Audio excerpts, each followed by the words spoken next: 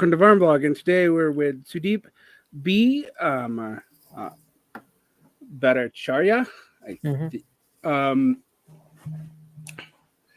and I am talking to Sudip about a bunch of things, actually, about interracial solidarity building, the limits of the category of PMC and its usefulness. The kind of workerist turn that has, I think maybe we can start with the kind of good faith response to the frustrations with what we might call liberal identitarian politics around race and racial categorization, and the maybe bad faith response to that. Because you and I am on record for saying things like, I think saying multiracial working class is redundant. But I realize that there are some problems with that, because while I do think it's redundant, there also is a sense in which the kind of collective image of the working class is sort of a image that is both critiqued and perpetuated and critiqued by a lot of the political media around us as like a right bro in the 1950s who is a factory worker or maybe a logistics worker or something along those lines. Definitely a bro though. Definitely kind of generically white. And one of the things that I think we have to deal with, and I think one of your articles that you wrote for Counterpunch really kind of touches on, is that while yes, the U.S. and Canada are still majority white countries, and yes, even after that ends, they will be plurality white countries. We cannot just have the image of like a white dude worker as the kind of like gestalt thing that we're building towards, nor can we deny that even if we think, like, for example, that like racist racial attitudes or implicit bias or any number of individual elements of racism may be less in poorer workers, which there is some evidence to justify that, but only some, and I can go, we can talk about that later. We can't deny that's a contradiction that does have to be worked out, that makes everyone really, really uncomfortable. And a lot of the responses to that have been just to be like, we're just going to shut up about it. Like, which has frankly been a tension going back on the left, at least to the 1960s and probably before, So you tell a story to kind of introduce this in your article for Counterpunch about Edison, New Jersey. So let's start there and maybe like draw some of this out from there. Yeah, sure. I mean, I think there's a couple of points I wrote down that kind of also connect. So I just really quickly, when you're talking about the generic imagery of a worker, generically, it's a kind of caught up in the 50s and 60s, which in a sense also not only in its own weird way creates a myth around certain things, it also weirdly narrows down the possibility of organizing. So of course the PMC discourse sometimes gets connected to teachers or educators or something. Like there's a weird kind of tendency for some to divide people into PMC who happen to be workers themselves, maybe sometimes having generic liberal beliefs, but are, academics or teachers or something, but still having to work a wage. And we can get into that more so down the, through this conversation. Anyway, I just want to touch on that because I think they slide together sometimes. Like the whole generic idea of a guy in a working, wearing a construction hat is the only, poster child for worker. It also affects people in the gendered kind of lens because you have nurses and teachers and stuff like that. But yeah, I'm glad you brought up the intro to that piece, and I've kind of used a similar kind of intro in other pieces because I think having grown up in central New Jersey, and also being a middle class kid, but of course my parents work for a living, but are white collar workers, and then over time witnessing people of color who are white collar, but also somewhat precarious too over the years. I think there's a lot going on in Edison, New Jersey, or rather in central New Jersey, because I grew up a few towns over, but it's the sprawl. It's not like, we used to go there to Edison to get most of our groceries. It's not that far away. But I think in that melting pot is a lot of these sort of issues around how we define class and also how we define concepts like people of color. Because, in Edison, it is sliding into mostly people of color, but it's mostly, of course, Latino and particular groups of Asians. And the reason why I like to start off pieces with that intro is because I think overall it kind of, in my thinking at least, portrays another version of people who are working, living life. It's not, again, the solitary life in the middle of the country, but it's still working people, and also has other kinds of examples in that life that are pretty related, I think, to what the left should think about, again, around race, around ideas of class position, and also around how some working people, like those in the middle class who might be people of color, how they internalize certain myths too, about how they don't need a labor union, or how they got what they needed for now, which is kind of true if you think about the 90s. But of course, also the other thing is the fact that we're living in a time in capitalism where there's the boomerang effect. What was true about stability in the middle class in parts of like suburbia is also becoming a little bit of its own myth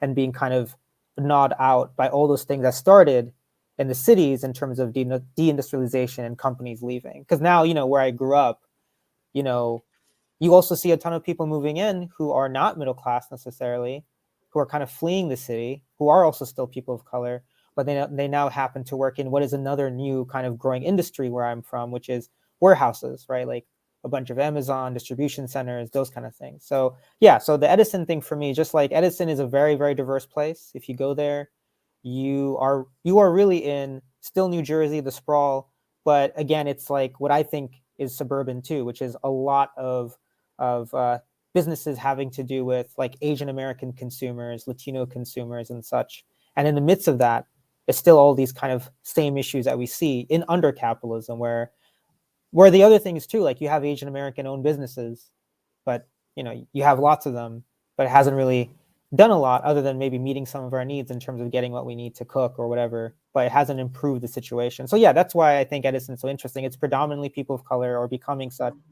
but it's also suburban, right? Right. I think that actually sort of follows a bunch of trends that I think has quite been kind of underreported on the left since about 2007, 2008, which is the regentrification of the intercity, uh, the suburban areas, like out here in Salt Lake, for example. Uh, on the west side, I'm just going to use my own city as an example. It's mostly of color, mostly Latin and Pacific Islander.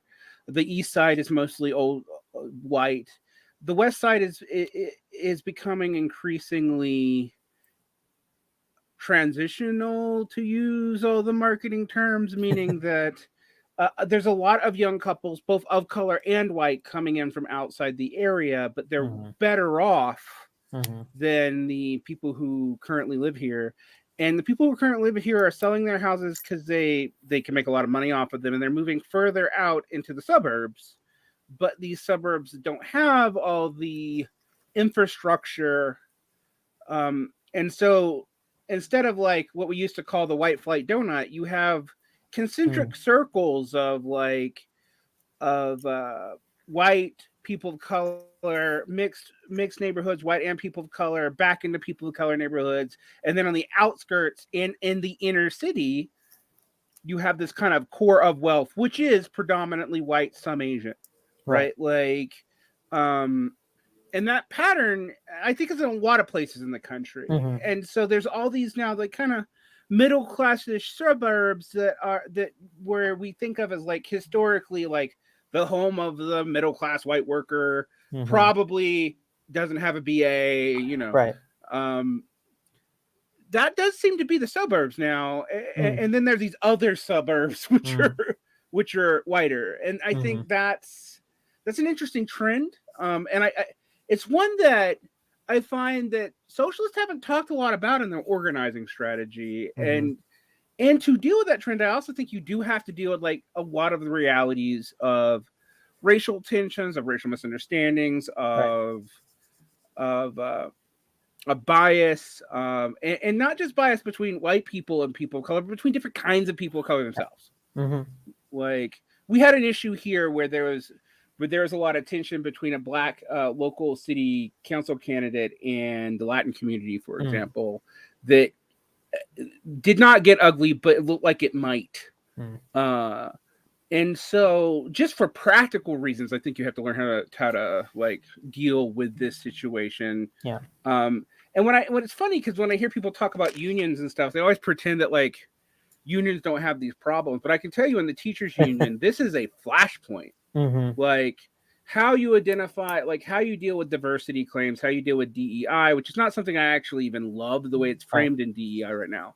But because it seems like a lot of times the leadership from the national union is often like, well, we can either help you get a better contract or we can diversify the workforce. And I'm like, that makes sense. Like, part of why our workforce is not diversified is it like we don't make enough that you don't have to be generationally wealthy or dumb to go into this field.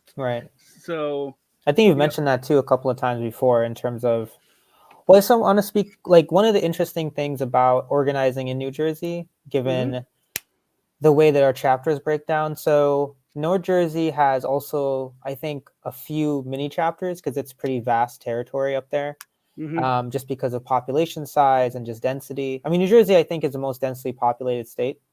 And then South Jersey is also pretty wide ranging in terms of what exactly that means. And then, of course, where I'm, I live now mostly in South Jersey, but I still do most of my organizing, or had done a lot of the canvassing, in Central Jersey. And like you said, well, one thing is that if you're part of Central Jersey, you have no choice but to try to organize in these like really tiny cities, which are like an outgrowth of the suburbs, or the suburbs grow out of them like tentacles. And in the end, when you're going through an area like New Brunswick, which is, a city, but at the same time you drive, a few blocks or a couple of miles, it's like technically the suburbs, right? And then it's still diverse, right? You're talking about the area itself is predominantly Latino or Hispanic, many of whom work in temp work, right? So you'll find these interesting dynamics that don't really, like you say, track in a very romanticized way. Like, they're not always living in high rises or buildings. You find a lot of folks living in homes that they're having to still pay rent to, right? Multifamily homes. And the homes are not kept well by the landlords. A lot of landlord harassment exists, which also complicates how you organize, because it's not just one building, right? You have to really try to get somebody from a different house caring about the other person's house, and then them building together. But again, this is a suburb, right? And then, of course, there's all the sprawl again of just like we, for example, tried to also organize around Trenton. That was a high rise, but then it was one high rise in that area, and it's a suburb still. So there's homes around it. It's just a very more complex kind of set of issues in terms of also transportation. How do you get people, your own members, to get there, to organize? How do you get those same people to get to other events that they need to attend, to get to know us? But in the end, it's the suburbs. But in the end, also, it's people of color. And I did another interview a few weeks back, and one of the facts I found is, I knew this intuitively just looking around, but poverty is also going up. Actually, I think poverty is actually growing at a faster clip in suburbs around metropolitan areas, which is also intuitively because people are sort of scrambling because they're being priced out. So you have all these issues. And then, of course, like you said, with the circles, it isn't to say everyone is then falling. It's just that people are coming in, they are living in homes, smaller homes, or sharing homes. But then the families that did exist, which may have also been a segment of whom were people of color, like the diversity aspect was happening in the late 90s, they are still like, quote unquote, colloquially middle class and think of themselves as middle class. So that issue comes up too. Because in the end, most of those families, again, I know this from anecdotal evidence, they work, right? But they're working white collar jobs. right? So they're still not really seeing themselves as intertwined with the struggle of those people who may be living near the street level or near the businesses now, ironically, because that's, why, if you're going to buy a home in the suburbs, you want it to be quiet. So those kind of tensions are there. Like, how do you, again, and this is something that the left is kind of, it's one of the issues it faced after a while with the labor unions, for example. They kind of gave up on organizing beyond the bounds of the Democratic Party. So hence they weren't as interested or didn't see clearly the white collar professional force that was kind of emerging, right? And so that created another issue. It's not like labor unions were just repressed. They were, but also their leadership did this kind of devil's bargain, which let go all this potential for keep organizing, say, service sector work at the bottom, and then white collar workers who their culture is so different. Right? That's where culture does come in. Like, you really are, if you're part of a white collar workforce up until recently, you really are like subsumed under this kind of thinking that your boss is someone you could sort of talk to, and that all the issues are at the workplace you can deal with. Last thing you want to do is create a labor union. You're not like a worker, you're middle class. And I feel like that's also a part of the suburban story in terms of people of color at some level. And what kind of challenges do you think this gives us when we deal with organizing or even talking about working class issues? A lot. I mean, it's funny. It creates both potential and obstacle. Like, one potential, like I keep repeating, I think you've mentioned this. What's happening right now with capitalism is a different kind of crises, right? Like, we're literally, even if, of course, neoliberalism was the devil and satanic and awful, it was a weird horizon, for certain people to offer up crumbs or scraps, or were material scraps to white collar workers. Like, I repeat, like the suburbanite was an answer. Like, hey, you can move out, find your little plot of Americana. The shopping malls are there eventually. You have your little diner, and as a person of color, you get to move up a little bit and go and have your kids go to a decent school, right? And relatively, you have a pension and all those other things that some workers were now losing, who are more blue collar or low wage, right? That's changing a little bit, right? Like, we can say, like we just mentioned, the suburbs itself is being gnawed at by those same conditions. Like, capitalism is capitalism; it will always seek out like a parasite where it can roam, and now it's roaming into the countryside / suburbia, right? So that's one thing that's potential. Like, I do feel when I also talk to certain people, I mean, our chapter does have people who are white collar. We have also blue collar folks, but their lives are different, right? They still earn decent, some of them, but they are in the DSA for a reason. So there's potential for that, for sure. But the real challenge is still consistency in expanding that connection or bridging that divide. Because right now, the other thing I want to get into is, of course, like, with the left, it's sort of still recovering from COVID, and it's still trying to recover from the post-Bernie situation still, I feel like, and it's not really having a presence yet, because also the suburbs, like I said, there's a lot of logistical issues, right? You really, if you want to organize in the suburbs and really get to the places where people might still be a little better off, but still about to be struggling, you need a car.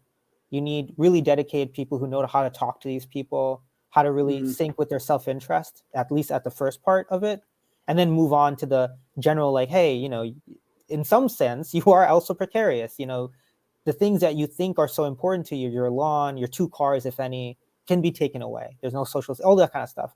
And that really requires not sensitivity, but a way to navigate how to navigate self-interest into, I think you mentioned this during the conversation about trans issues, like navigating self-interest to then building a broader picture of solidarity and struggle. And I think the other obstacle is for a lot of white collar workers, again, this is just anecdotal at some level, but if you can see it in, like, Mike Davis warned about this in Prisoners of the American Dream, it's just a cultural issue too, to be really frank. I mean, political culture. Like, again, they're not used to seeing themselves as having to do this extra work to get what they need.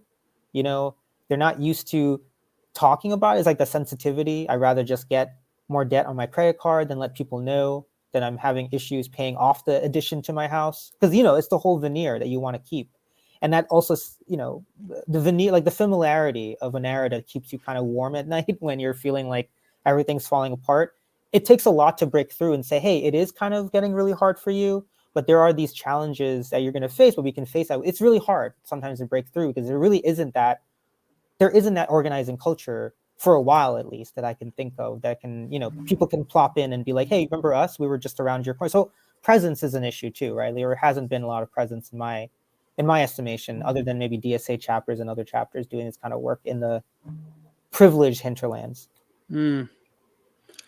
And one thing I've complained often a lot about is that the DSA, for reasons that I don't think are it's entirely its own fault, is clustered largely around urban areas. It's easier to both in terms of if you're concerned about union, there's a higher density of union work in urban areas, particularly in the Northeast and the West Coast.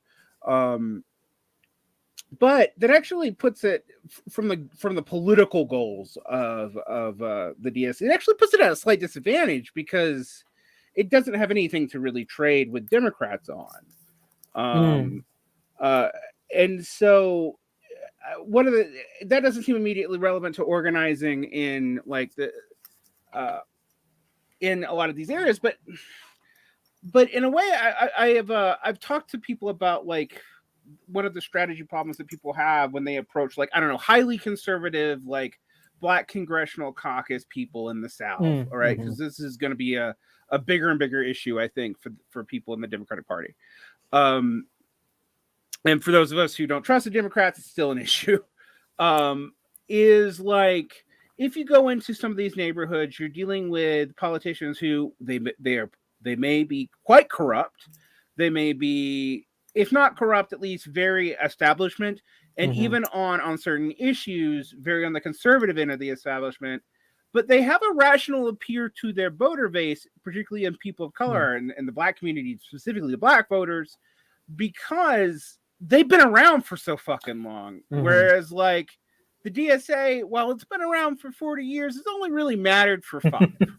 Like it's like, you know, like and so it's a hard pitch, right? Like, and I think there's a certain amount of I remember after the George Floyd uprisings, revolts, rebellions, whatever you want to call it, there's a lot of like establishment people of color trying to paint some of the activism as outside white adjacent stuff, and then you know just like shut up, you're ruining things for us. This is kind of went from what it went to, but I actually, as much as I think that's a bullshit move, I also kind of understand the appeal because like there is like, well, we have been slowly building up this machine and people at least know us and know what they're getting, even if we're the devil, you know what it is.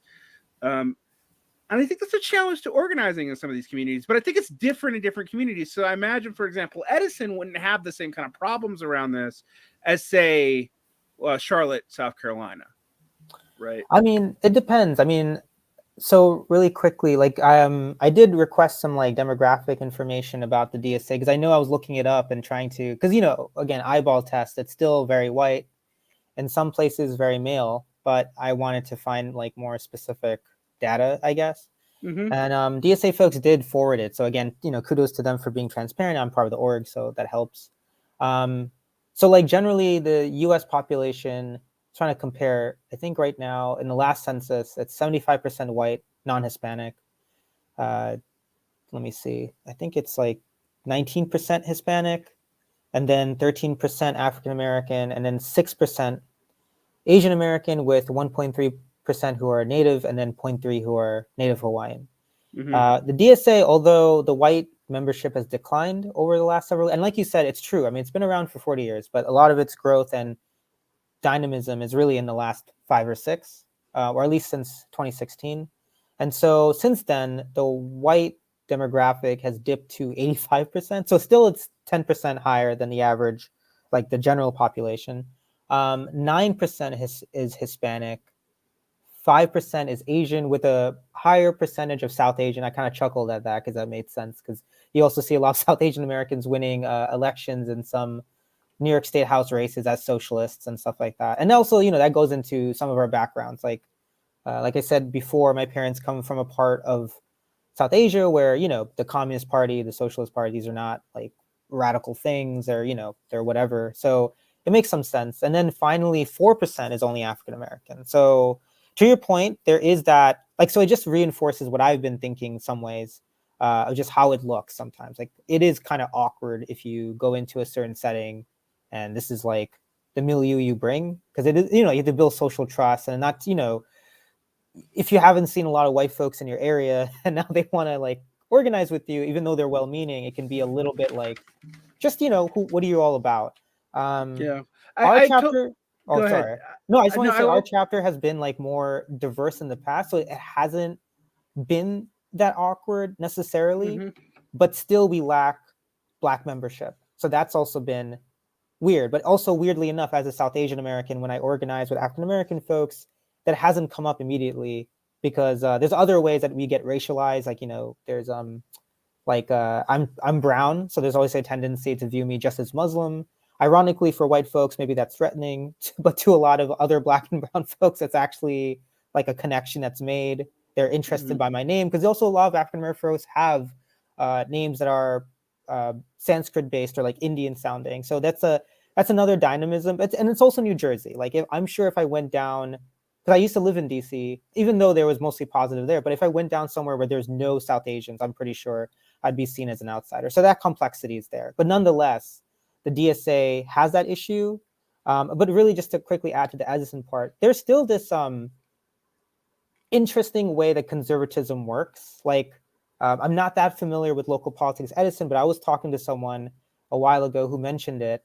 And right now, Edisonian politics is really, I think it has more Asian representation. I believe the mayor or someone in charge of the council is Asian and some Hispanic, I think, and white. But if you look at all the other things that matter, they're they're not, challenging much still. Like, it's very much like we have all these amazing businesses, this corridor of businesses. We want to keep going and we want to bring people in. Like, now it's like, some of the white folks are interested because Edison is known as being a hotspot for like really interesting businesses and cuisines and stuff. So they also know, at least those who want to run it effectively, that they can't be super racist about things. And they kind of have to play this game with some of us or some Asian Americans about like, multiculturalism, all these different, like a Lin-Manuel Miranda play on like acid or something. Like, it's just like on a different level. So that's where the conservatism does come in terms of like, and the Democratic Party machine in New Jersey is pretty strong. Like, it's hard to really run a progressive candidate without also like, having your name lower on the ballot or something else happening behind the scenes. So what I was going to say is I've told this story many times about the DSA working with a Latin socialist group in the West Side, and they were well-meaning. They were invited to be there. They were, and yet they stood out like a sore thumb because there's this little white cluster of people in the middle of this like black, brown, and also a little bit of white, big group. But they were just they treated it as if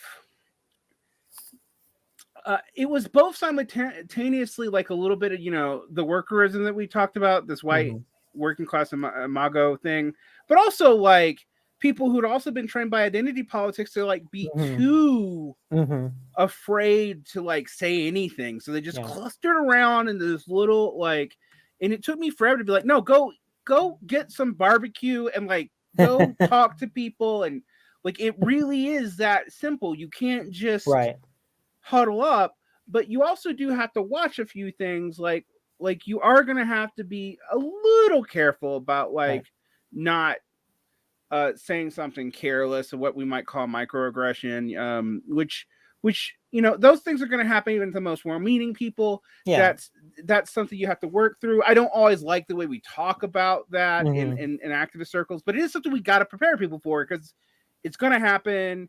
It's going to be on usually the majority party to address that with themselves. Like, you shouldn't really expect other people to.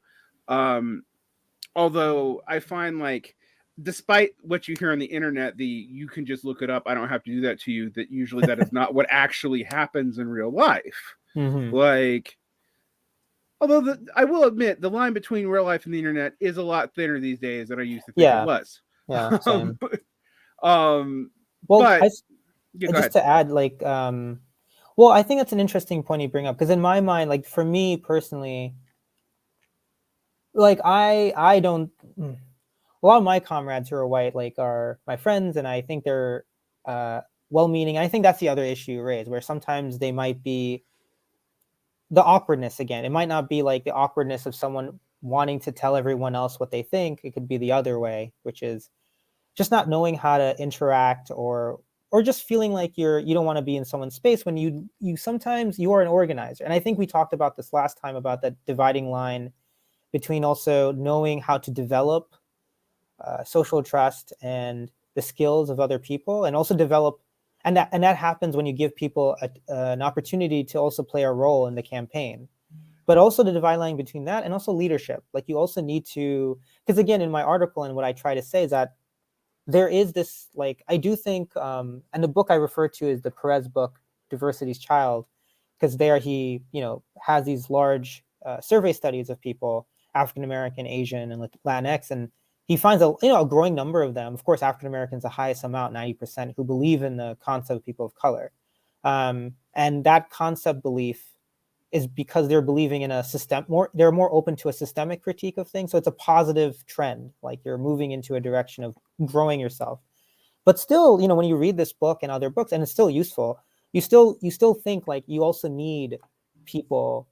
You're still dealing with Americans generally who still lack a socialist point of view. Like again, if you look at I was Googling this because I remember this, a Pew Research poll that came out recently that said, yeah, capitalism's like positivity or whatever feeling is lower, but so is socialism too.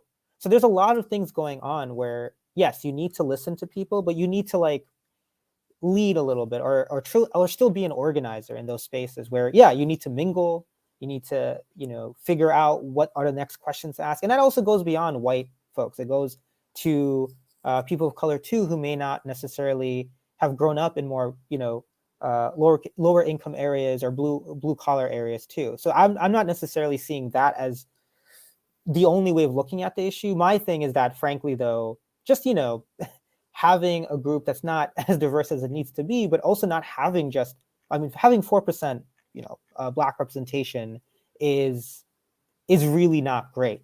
But at the same time, I just feel like there's also a broader discussion about people needing to be organizers and needing to find that fine line between listening and leading, I guess, overall, even if it's, not just about white folks and people of color necessarily.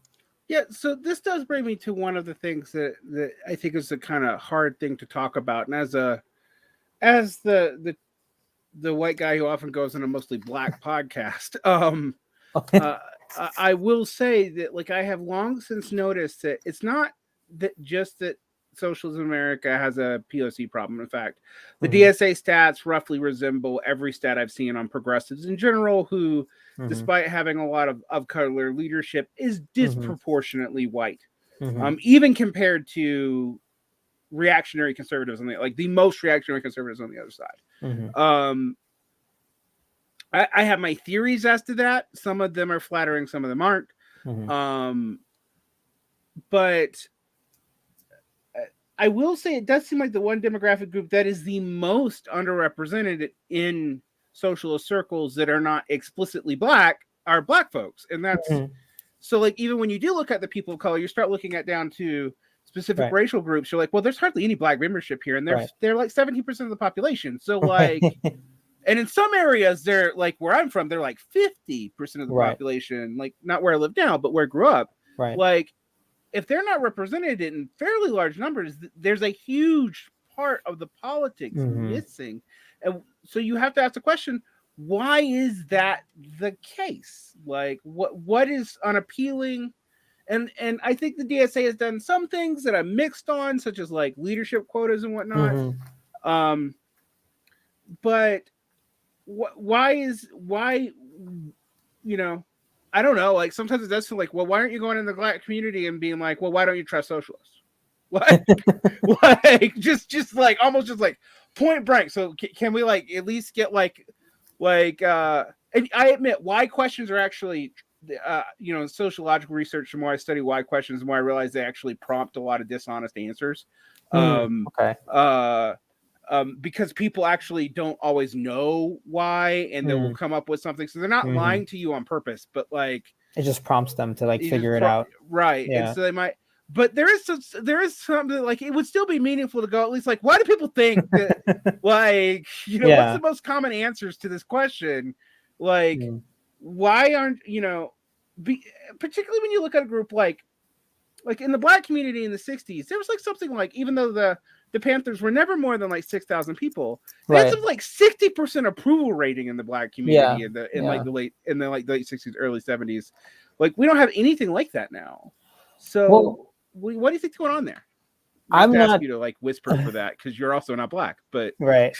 But no, I mean, to be honest, I'm not entirely sure either, because it's very jarring in some level. Because again, with the way I grew up, so it's interesting. As an Asian American who grew up as a '90s kid, there wasn't a lot. It's like there wasn't a lot of Asian American representation, or I didn't know a lot, so I would graft onto Black politics and stuff like. And I had a lot of Black teachers, so it's weird, because I'm saying this because when I did go into DSA spaces, it was jarring for that reason too, because I had the understanding that it was Black folks who were not always cool with socialism, because some of my teachers were like telling us, like, this is, even though it was the 90s and the mid, like, socialism is not, everyone's going to get the same amount of cake, or like for kids, like telling us, I'm like, in the head, I'm like, well, that doesn't seem too bad. I mean, you get cake, but whatever.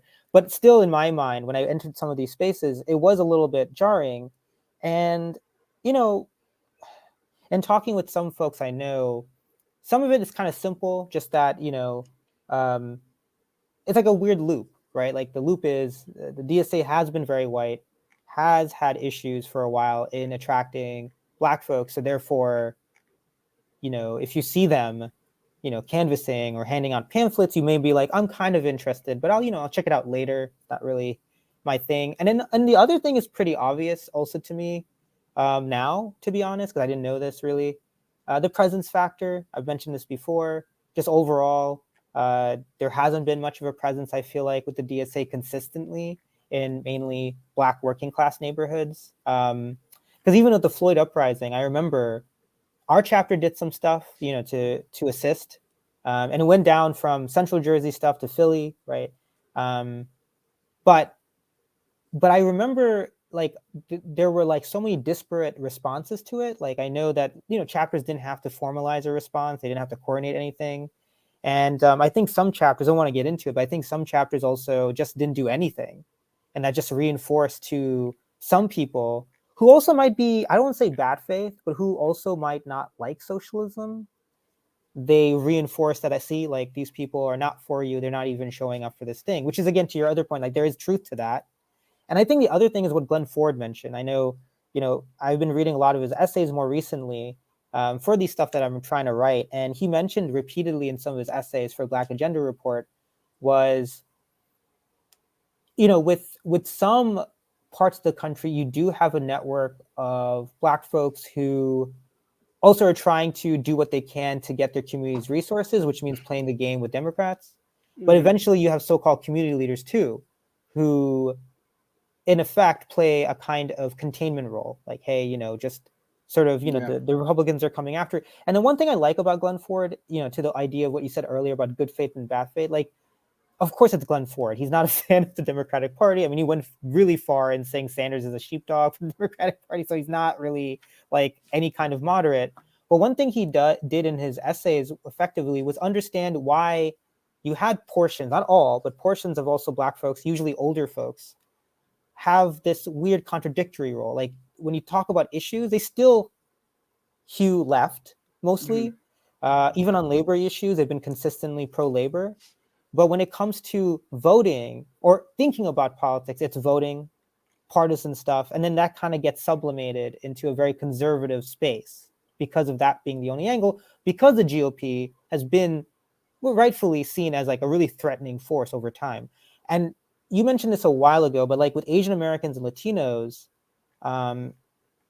there, first of all, the fact that we're aligning more and more partisanly is also new.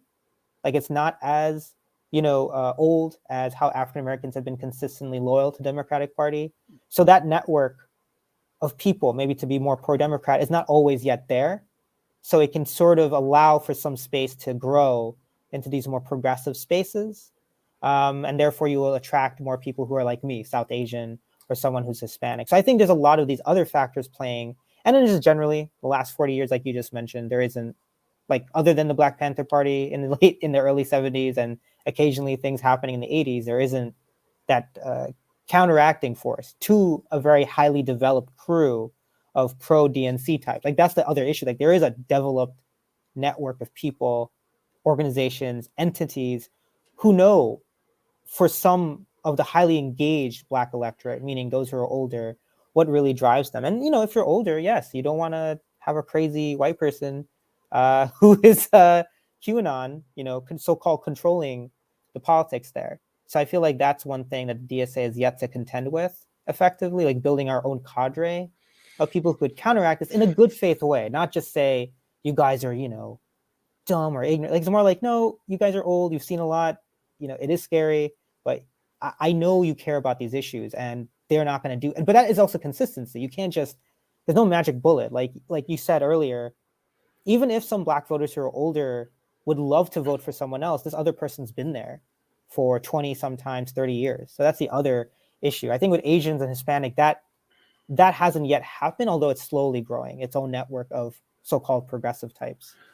One thing I think that's interesting in the Black community, particularly in the South, is like, while there are highly integrated workplaces, there are also workplaces, just because of their predicament in particular neighborhoods, that are de facto segregated. And ironically, you also see this in places like New York. Like New York, Detroit are also, Chicago are also highly segregated. They're more segregated in cities in the South, actually. Yeah.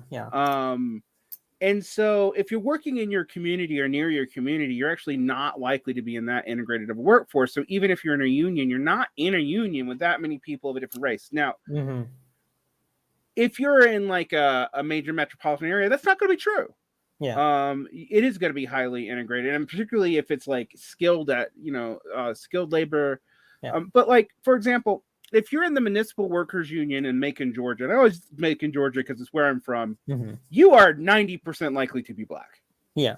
Like that's just the people who work there. They are overrepresented in the area, probably because of the bigotry and also systemic reasons keeping them out of more non-federal employment in that area. So if you're in the Macon Teachers Union, you are 70% likely to be Black. Right. Like, whereas out here, for example, at my workplace, I teach in a district that is like probably 30% of color. I used to teach at a school on site that was like 45% of color.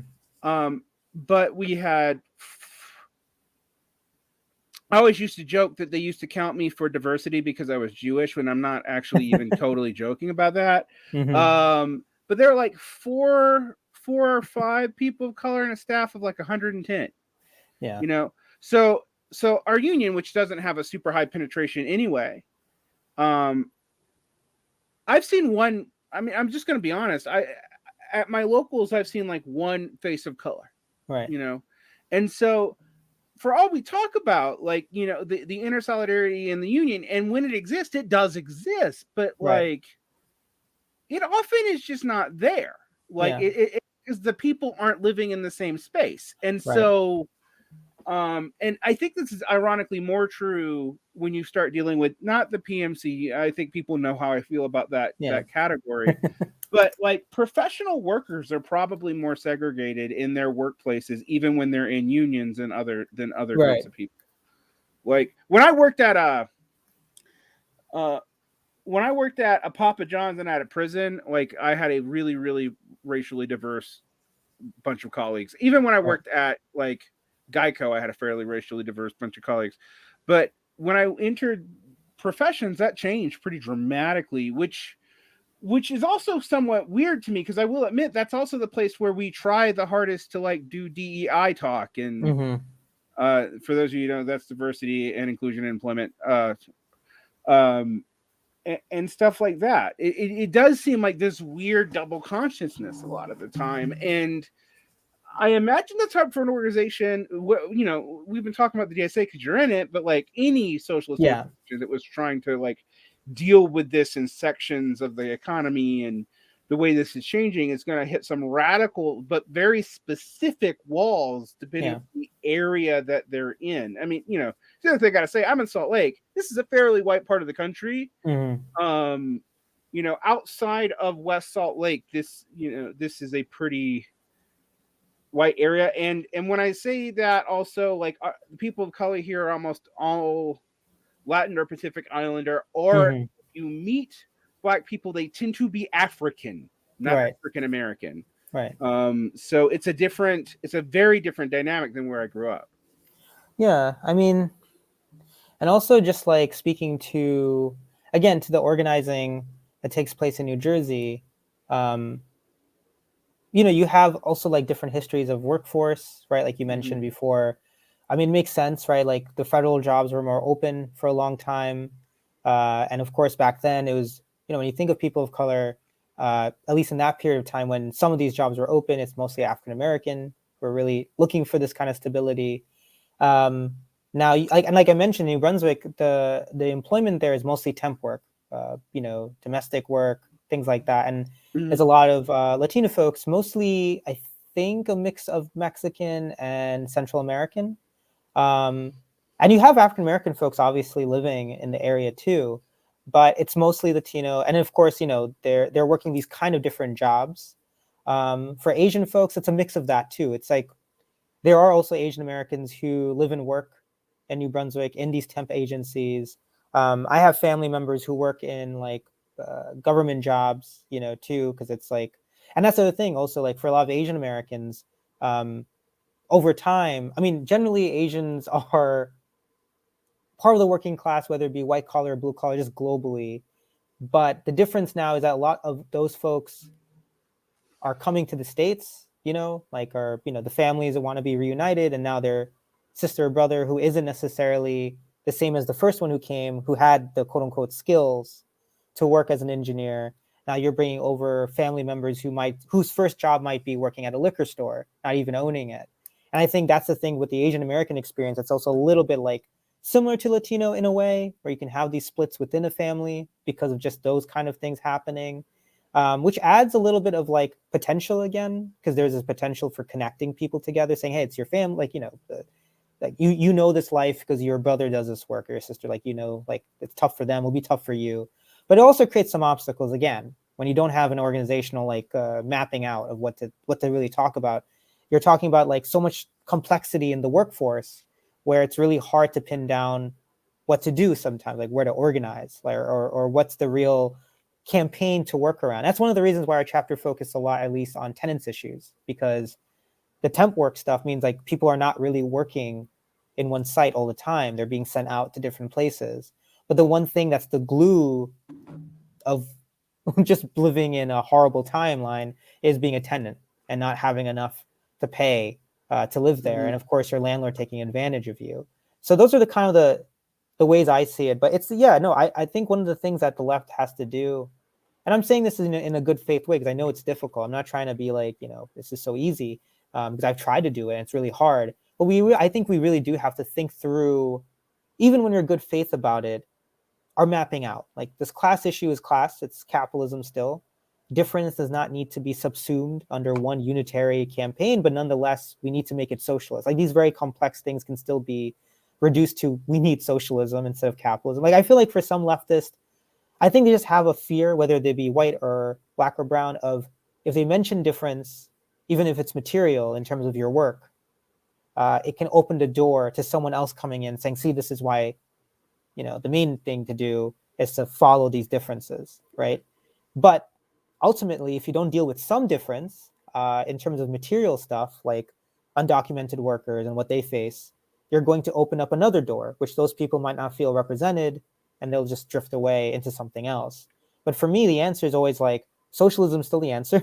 Even if you're a white collar worker, socialism is your happy place. Like, it's clear now, living in the suburbs. I'm a suburban kid. Like, I know very clearly now that won't save me. Like, none of that saves me. None of that saves my generation. People of color, like a lot of my friends are people of color who grew up like me and downloading mobile. Our jobs are precarious, even though it's white collar. But how do you get that message through to other people? That depends on mapping out at least where do you need to go, but also like figuring out what are some common interests to grow from these other kind of conversations. But you need to start there at least.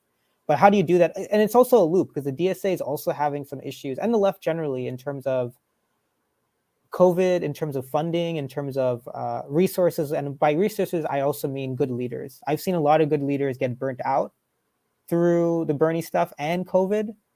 You know, it was a very tumultuous time, and a lot of them have kind of moved on. So how do you replace that, and how do you make sure that people do feel like they're supported to create these consistent efforts, not just a one-off thing or twice a week thing, where they can really get people to see them as trusted individuals, even if they're white or of a different race, in terms of like building actually some kind of momentum.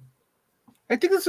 I agree with you, and I think that's a good place to pivot. But I do have a few hard questions about models. Okay, because we turn to the revolutionary tradition, and you and I both do that a fair amount. Not just like the DSA or Democratic Socialist tradition. We also have the cul-de-sac, the interracial solidarity between the working class tended to be subsumed into nationalist movements historically. And I can't think of a viable nationalist movement that the left could support in the West, and I'm even slightly skeptical of it in places like India now. Like, what would left nationalism be in India?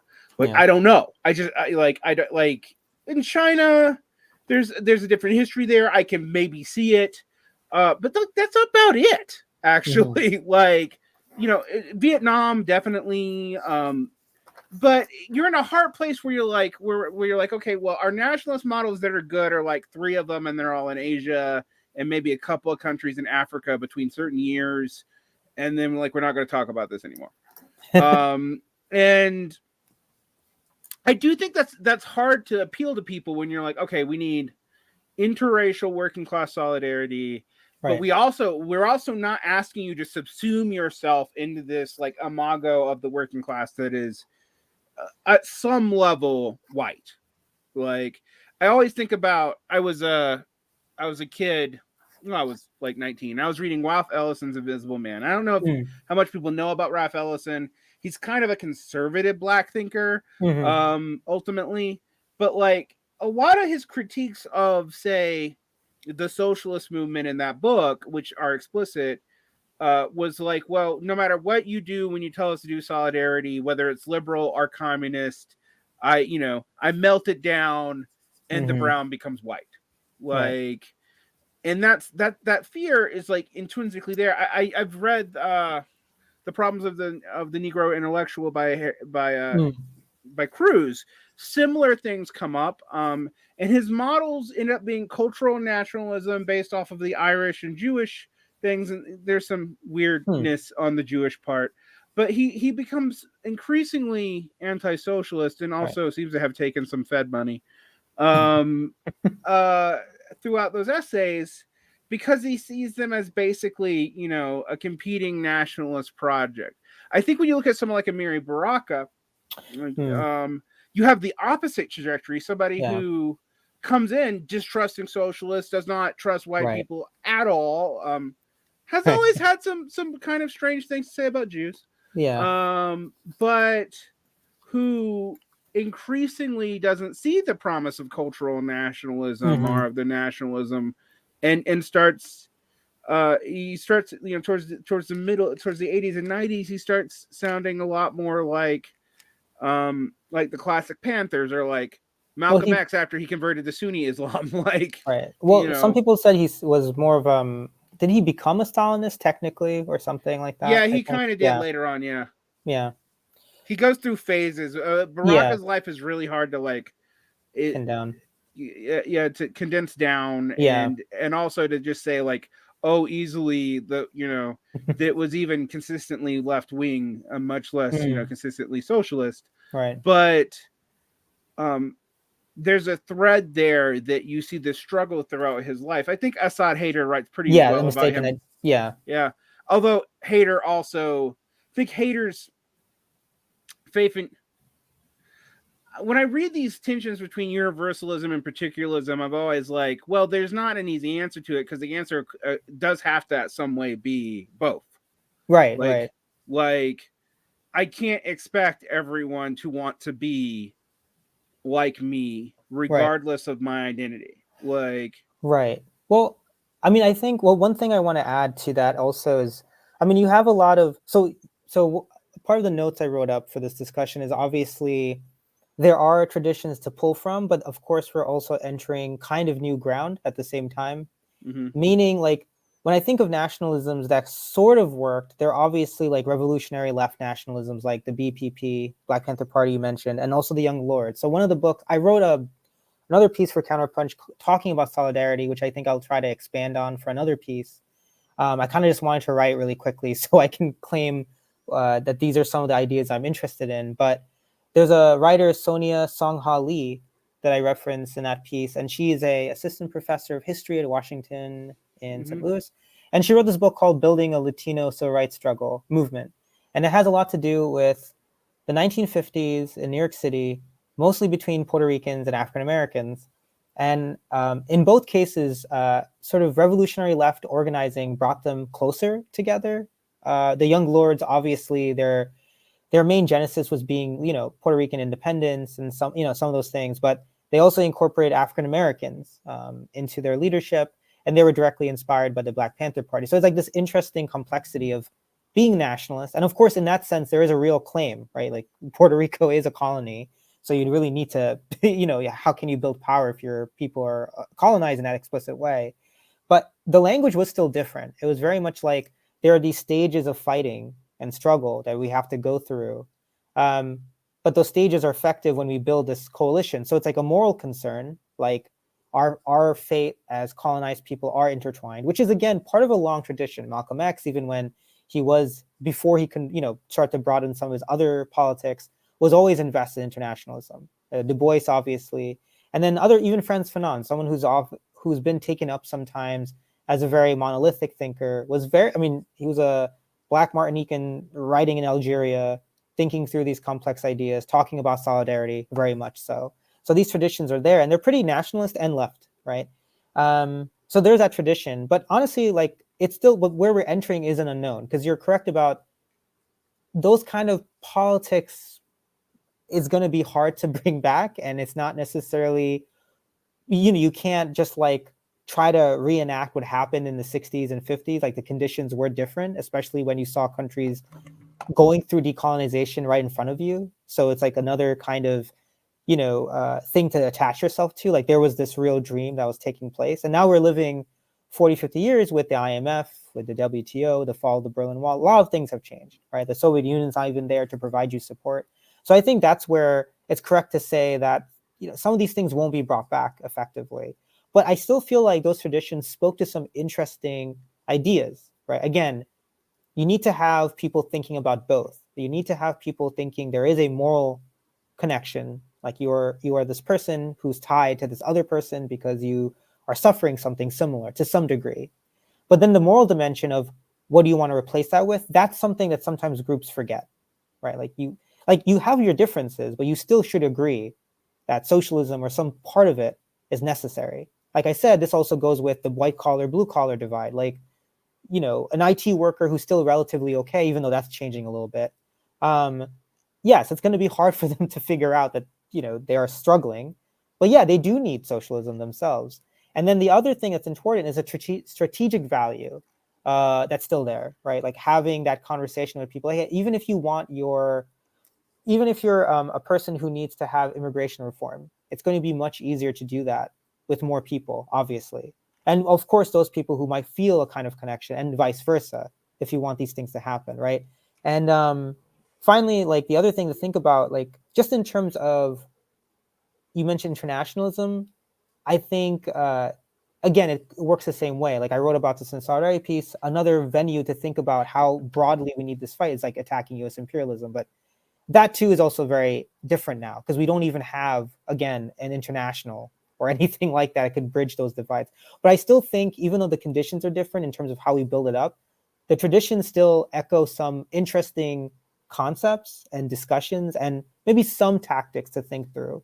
Some, because also that's changed. Like I said, In the 50s and 60s, you're talking about guerrilla struggle. You're talking about Che going around the globe. You're talking about Vietnam. Those are not there. Like right now, it's like the invisible hand of the IMF from 20 years ago still causing rolling blackouts in certain places. So it's like, it's different in that way too. But I think there's a certain kind of politics that can sort of lead people to understand how to actually like talk about it maybe or address it.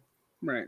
So I'm gonna play pessimist voice and then turn to an optimist voice, Okay. and then I'll turn it back to you. So Sure. on the pessimist side of things, there's a lot of people who hope that investing a whole lot of view in contemporary China would be kind of a model for the way out. However, there are complications to that. One is Chinese nationalism is contested, and I mean that it is contested between Han nationalism and the multi-ethnic nationalism embraced both by Sun Yat-sen and later on by Mao. You know, the other thing is Mao never saw even the Sun Yat-sen nationalism as sufficient. Like he's pretty explicit about that. His project of building the Chinese nation state after the Qing is largely based on this idea that you need it to modernize production and then to slowly spread throughout the world. However, national sovereignty has become a primary Chinese concern. The Chinese developmental state has gotten bogged down in its healthcare and has to maintain a zero COVID policy. It has to. Like, it's not, the death rate, if it does not, would be too high. Right. And I think we have to deal with that, though, that it has led to labor unrest and slow growth, and their growth has slowed in general. All right. So this is not to pick on China, but a lot of people, like, I mean, there are days of the week where I have Chinese expatriate nationalists yelling at me about how Confucianism is required for communism. And I find this to be utterly alienating, even to other people of color, but definitely someone like me. Like, I'm not getting on board for someone else's nationalism. Right. Conversely, though, I do think the model, I mean, there's a couple of ways to build multi-ethnic views that both deal with a nationalist point of view and try to get beyond it. And I think I go back and forth from whether or not I think nationalism is still all that useful. I do not have an answer. I think I want my audience and you to know that I don't have an answer to this. Right. Like, there's no pat answer for me here. I see cul-de-sacs, particularly without internationalism, but I don't know how to build internationalism. I see a lot of attempts to do it off of anti-imperialism, but the anti-imperialism often does venture into almost alter imperialism, or, you know, just like, well, you know, if the world was run by a couple of empires instead of one, and we just have national sovereignty for these areas, then right. I'm like, no. But you know, so that's kind of on the pessimistic side of things right now on the international scale, and I think I always kind of thought that maybe over relying on this Chinese developmental model was a problem. However, I do think when we look at the development of ways out of the problem, I do actually think China and Vietnam, as opposed to they are to each other, but their histories rhyme, right, are good things to look to about what they tried to do to not degenerate into nationalism. Because I think people in the West often forget China isn't one people. Right. The Chinese identity is a composite identity, just like whiteness is a composite identity. Yeah. So it's not a racial identity either, which is kind of why it's better. But it could become a racial identity that is not like Falun Gong, for example. Its China identity is a racial identity. Yeah. That it sells to white people under the guise of anti-communism. Right. But so that I'm kind of pessimistic there, because I think a lot of people had a lot of hopes riding on China. I don't think China's going to fall apart. I'm not like these Western centrists who think like China is about to completely collapse. Nonsense like that. But I don't think I think a lot of the optimism that was clearly going to get out of the cul-de-sacs of the West has had to die down in the last half of this year, which is a dramatic turn from what looked like the case the first half of this of this year. I think also we have to like dig into our history kind of critically, and I think one of the things I've learned from digging into Chinese history, which I've done a lot of in the last few years, like I've been digging into like the Taiping. I'm going to call it the Taiping Civil War because rebellion underplays it, like just to mark the scale for people who don't know the history. If you want to check this out, I think the People's History Ideas by Matt Rothwell goes over this pretty well. But the Taiping Rebellion has 40 times the death of the U.S. Civil War, and the U.S. Civil War per capita is the most bloody war the U.S. has ever been involved in. Like, so just if you wonder why this rebellion, you don't know about it or realize how unbelievably bloody it was and what it was actually about. It's something that I think Westerners probably should dig into a little bit more and not just read it as a paragraph in their middle school history book. But you do have the fact that it was very clear that multi-ethnic, multinational nationalisms or polities are both civic and political identities, not just political identities, but civic and political identities had to be constructed. And in many ways, China was way more successful at that than the Soviet Union, whose nation project kind of backfired in their face. Right. So that gives us some grounds. What we don't have, though, with that is like, I don't know, 200-year history of chattel slavery or while elements, you can argue the elements of the pre-Chinese, of the pre-modern Chinese Han were settler colonialists. It is so far back in the past that it's hard to like, square away. And also in the Chinese model, there is some ugliness in nation building that does resemble and at least rhyme with the West. So it's a hard model, but I think there is some hope in looking back at that. Just like I think there's a lot of hope in Latin American models, because the Latin American models, unless you're in like, I don't know, Argentina, which successfully completed its indigenous genocide or something, are necessarily ethno-pluralist. They have to be. But the one of the scary answers I think we have to think about in ours is whiteness is an ethno-pluralist answer to a nation building problem.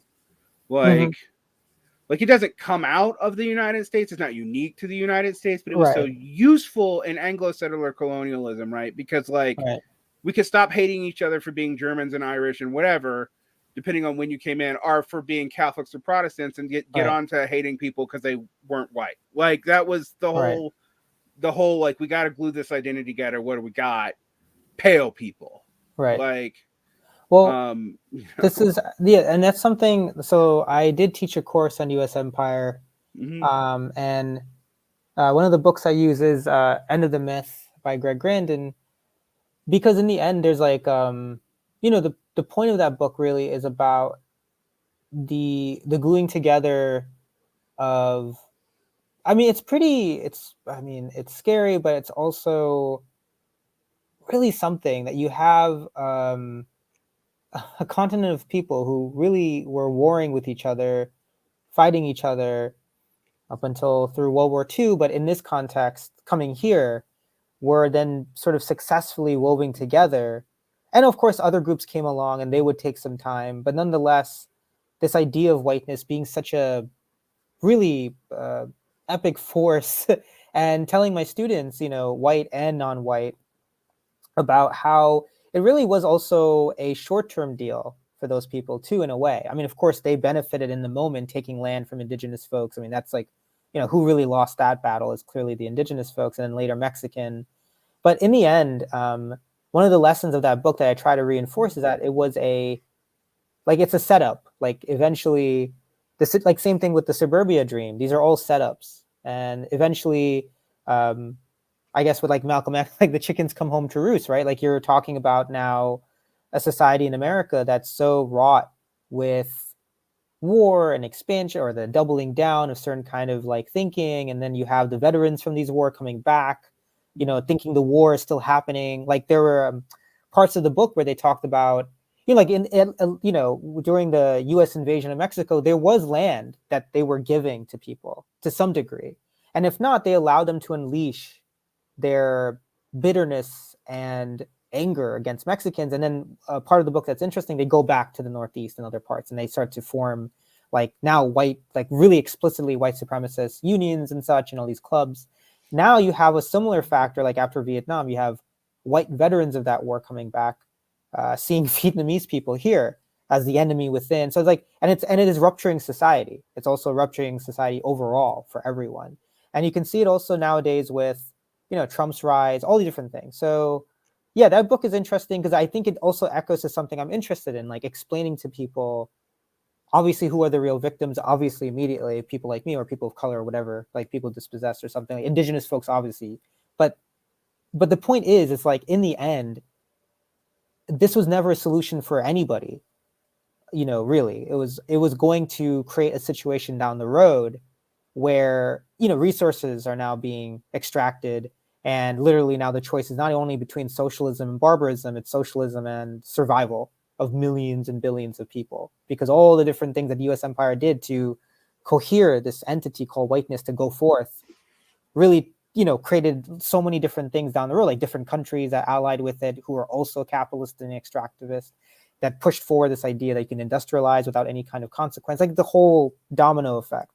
So that's one thing I like about that book. But, that's something I try to emphasize in this idea of also thinking through solidarity. Like there is the moral concern, but then there is the strategic concern. It's going to get you. And I listen to a lot of music, and I'm probably like, I think that this guy quoted it, and it's actually pretty deep, but Run the Jewels, the duo, LP, he quotes saying, the cage that's for them will come for you. Like that's the kind of thing. Like I think that's also the other essence of this kind of politics that I think the Black Panther Party did pretty successfully, at least in some of his chapters, talk about. Like they weren't just doing it, at least some of their leadership weren't just doing it because it was cool to work with other groups. They were like legitimately thinking through, like, you know what, morally, I'm with you Asian Americans, I'm with you Vietnamese, but we are also strategically combining our forces for really, this is the only way forward. Because everything else is going to eat away at us. And they were right. That's the irony of it all. Is like there's so many people who were warning about certain things. The lie of suburbia for also other people of color. Asada Shakur's book, I really recommend people reading that memoir. It's amazing. Like she's very forthcoming and talks about wanting to rise up, right? Which is understandable too. Like, why not? Like if you grew up in a tough situation, you want to make money, fine. I'm not going to be the person to tell you like, yeah, I think about the others. But then she comes to this realization that all this stuff is really perpetuating a certain toxic, noxious kind of version of life and humanity. And it's, of course, like she's making those connections with capitalism and, of course, with imperialism and these kind of things. I just found it a very fascinating read. It's always interesting, like when I read these books for the first time, there's so much there that, people do talk about, but there's so much there. Like, again, with Malcolm X's biography, right, with Alex Haley, he talks about Indians and Chinese people in that book. He talks about in the center of the book, talking about what they went through. So all these things are sort of churning around, but sometimes it doesn't get referenced enough, and I wonder why sometimes. It comes through even thinking about Alex Haley becoming like a Black Nixonite very shortly after helping finish the book. Yeah, but it's an interesting thing to think about for me, because I lived in Mexico, and I'm very interested in the Mexican, both the Mexican Revolution and the Mexican American War. And one of the things I found was this almost dialectical weirdness of racial attitudes with that war, because it led to weird coalitions. So the coalition to end the war against Polk was actually partly like out of anti-racist Catholicism. So you had like the Irish Brigade switching sides and stuff that's like completely written out of American history, but like whole brigades of Irish American settlers going, fuck this, we're fighting with the Catholic Mexicans, because like it was vicious. It was very vicious, the anti-Catholic feeling there. Right. And then you have people who actually end up being kind of unlikely heroes of that war, because while they're virulently racist, and some of them are like, they end up going, like one of the Secretary of State of the time, who undercuts Polk's attempt to go all the way down to Mexico City and take everything. Yeah. He basically argues that, like, look, right racist. You can either kill all these people, which are going to be really hard to do, or you're going to have to inculcate all these brown people. Right. So back off. But yet it's also an explicitly racialist settler colonial program Right. that is ableist in the first place. And so you start seeing, and I don't know how, like, I'm not telling, I bring this story out because I think when you pull this out, like, strategically, you're just like, okay, how do I deal with this? And I'll give you an example of this in my own activism. We were opposing a prison being built in Wyoming, and one of our biggest allies were the ranchers. Now, why they were our allies was gross. They wanted very, very cheap migrant labor, and they wanted to be in charge of that migrant labor. And they did not want a prison to remind them the federal government could fuck up that relationship. Right. And so we're in this, we won that. I think we won it because of COVID. I don't think we won it because of what we did, to be honest. But we won that. But I was always like, well, what do I do with this when one of my allies is a racist, but they're fighting the other racist? And part of me was just like, I just have to accept that part of that's what I have to do. Right. And then I have to hope that I can build from that in other areas. The problem with the ranchers is they're petit bourgeois. So that's going to be a whole different problem. But like, you can definitely see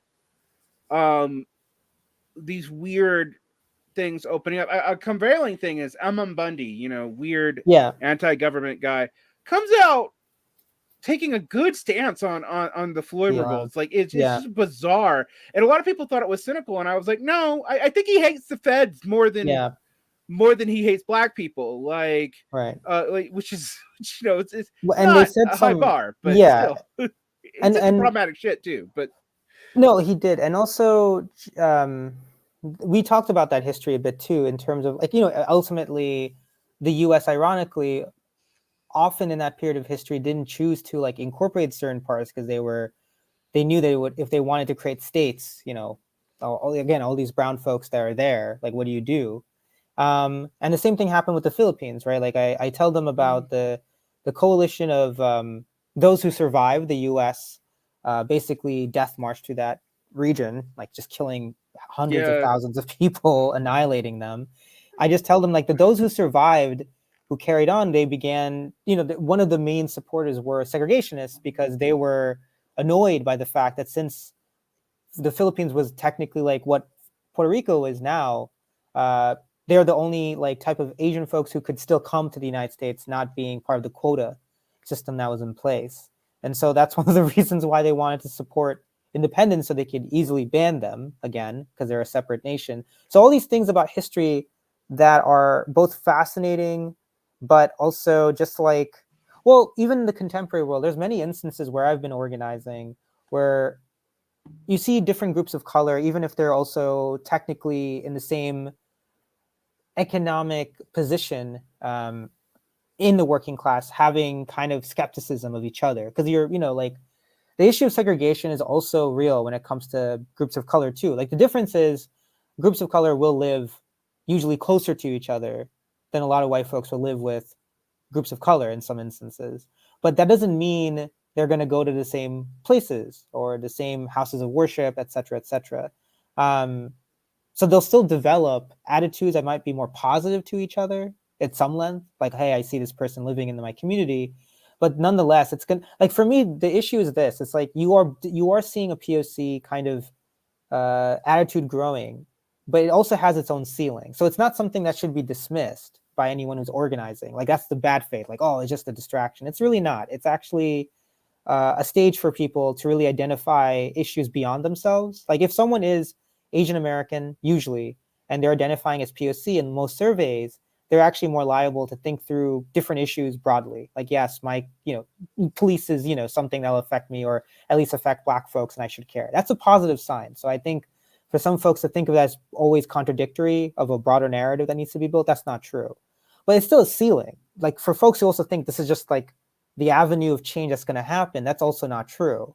It's still, like, you still need to amplify that broader, there's a seed there. You have to recognize it, but you can't stop there and just wait it to bloom on its own. It's like, it can go different directions still. One of the ways it can go is, I see unity, at the poll. I will vote Democrat, or I will do other things that are relatively conventional politically.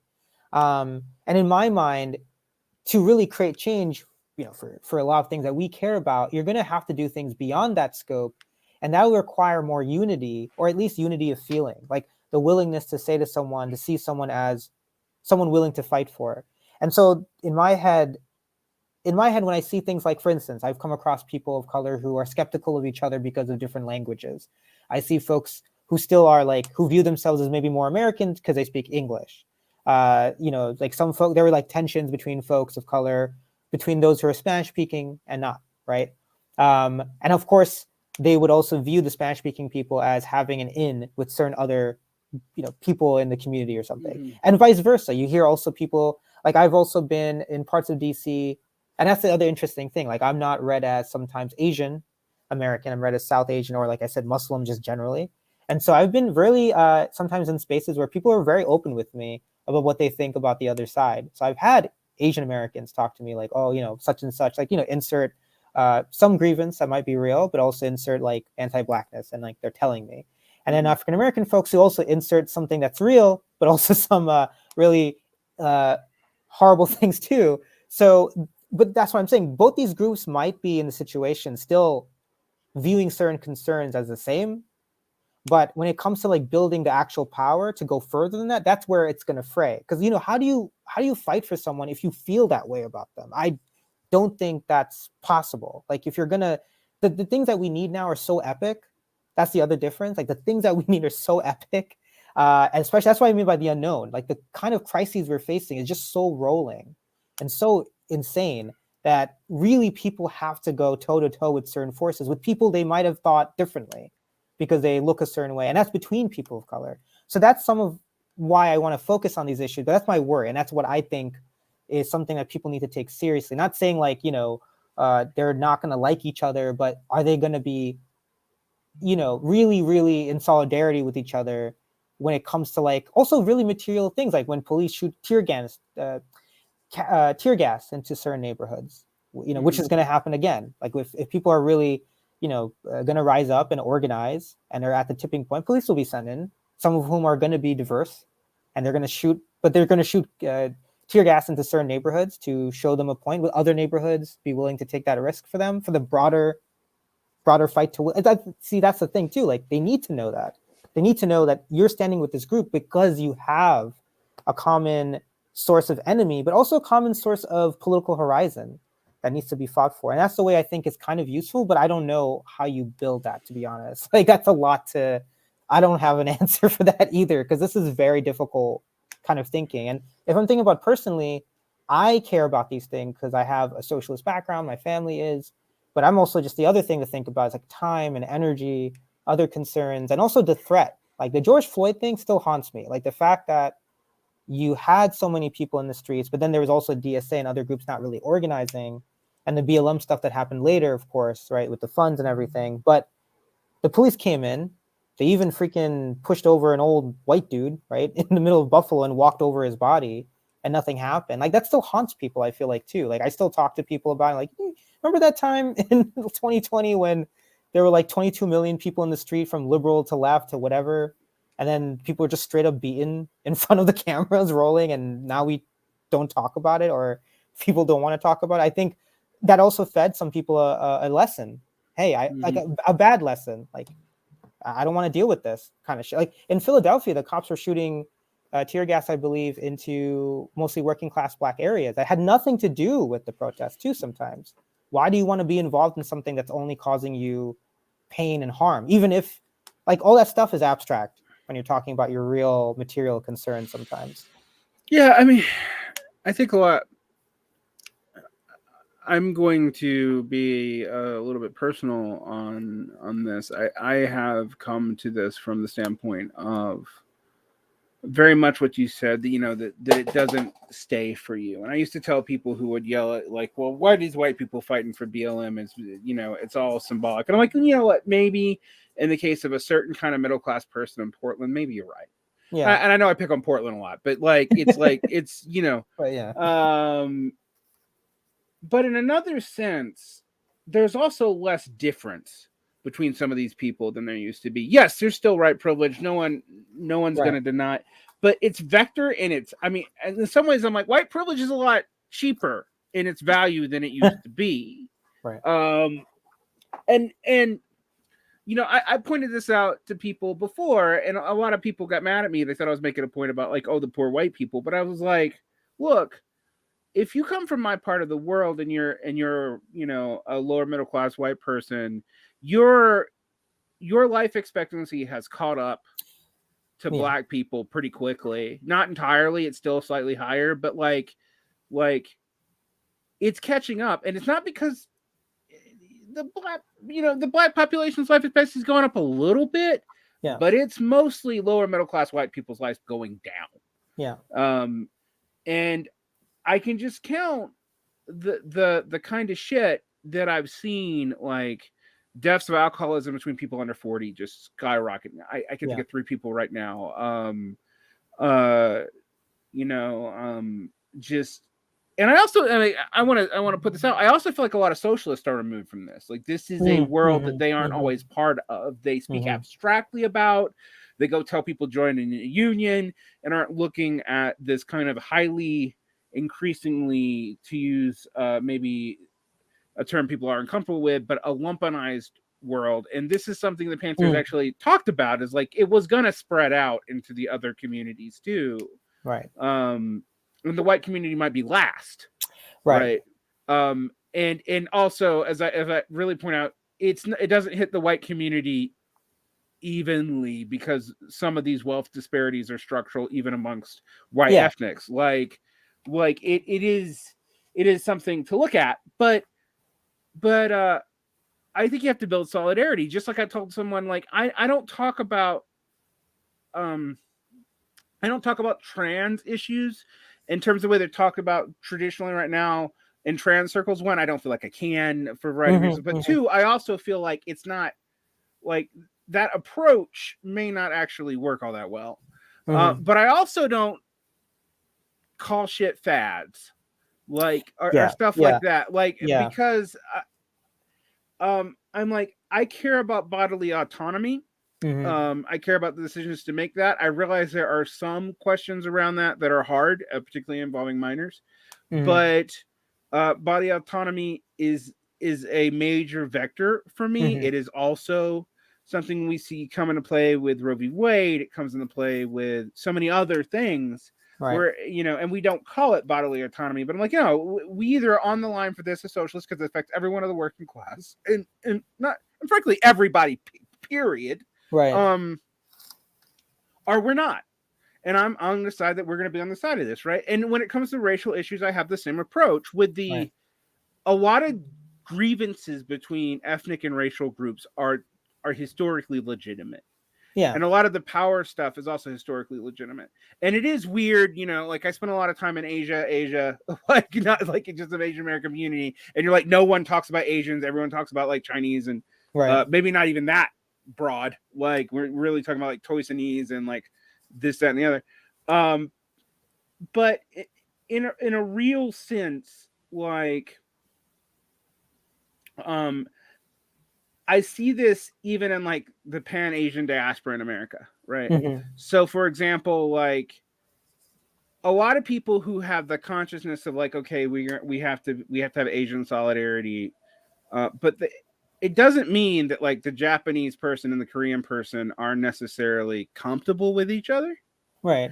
And that's something they have to work out, right? Yeah. And that's, I just use example because I have Korean family and I'm very aware of those tensions. Yeah.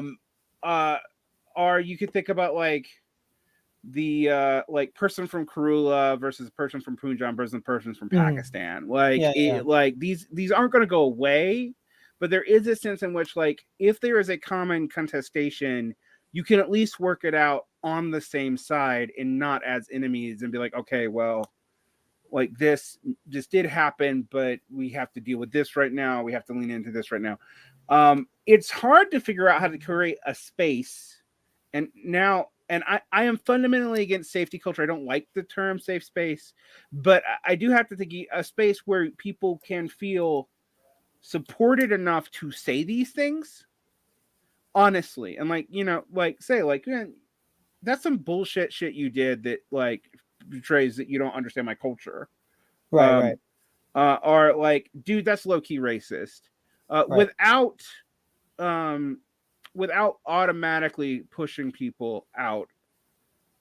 And that's a real hard thing to do. And it's not just hard for us socialists. I watch corporate diversity trainers are like when they're not talking to like one of the things I find interesting that Robin DiAngelo shit really only works with all right crowds. Mm, Like when you're in a very mixed group of people, like I have like people are so cautious and soft. I'm always like yeah, even all this like quote HR wokeism, whatever. It's not. It's a yeah. Some of it's really obnoxious, particularly in academia. right. But there's also a sense in which, like, in like the schools, for example, it is people tread on on uh on eggshells, and not just for white people. It's like all across the Yeah, board, and yeah. so I realize how hard it is to build. And the only thing I can say is, I mean, the two things I have to say, we have to figure out a way to build structures and incentivize Mhm. solidarity at points of crucialness, as opposed to having the stress break people apart, because it will do that if you don't have a countervailing force. Like, So, the book I mentioned by Professor Lee, she talks a little bit mm, about it because in that period of time, the reason why I like that book a lot is because it does have these really material lessons to pull from. So, for example, so the scene, right? The late mm, 50s, Puerto Ricans and African Americans in the city were still not doing that great. They both were really struggling politically and economically. But the irony, and this also speaks to the idea of crisis and economic concerns, not simply being understood objectively by people. Like the objective truth that these groups are struggling, they would benefit from a different kind of politics. But subjectively, Puerto Ricans were asked by other Puerto Rican organizers, like, "What's up? Like, why don't we organize more?" And they'd be telling them, "Oh, and they had other leaders then who were telling them the story, like, "You will assimilate, we will." And this is a part of the story of like wanting to be seen closer to Italian in that time. Like, they made it, they did their bid in the city, and we're going to be like them. So we don't need to associate with the other groups who are, and this is racialized and racist, like who are dependent on government, all that kind of stuff. And African Americans in turn would say, when they were asked, they would say things like, well, Puerto Ricans have more than us, they're lighter skinned, some of them. So I don't even know if they're people of color and all that kind of stuff. The irony is that Puerto Ricans were actually, even though they couldn't quite put the numbers down themselves, were actually at a worser position sometimes when it came to like jobs because they were newer still.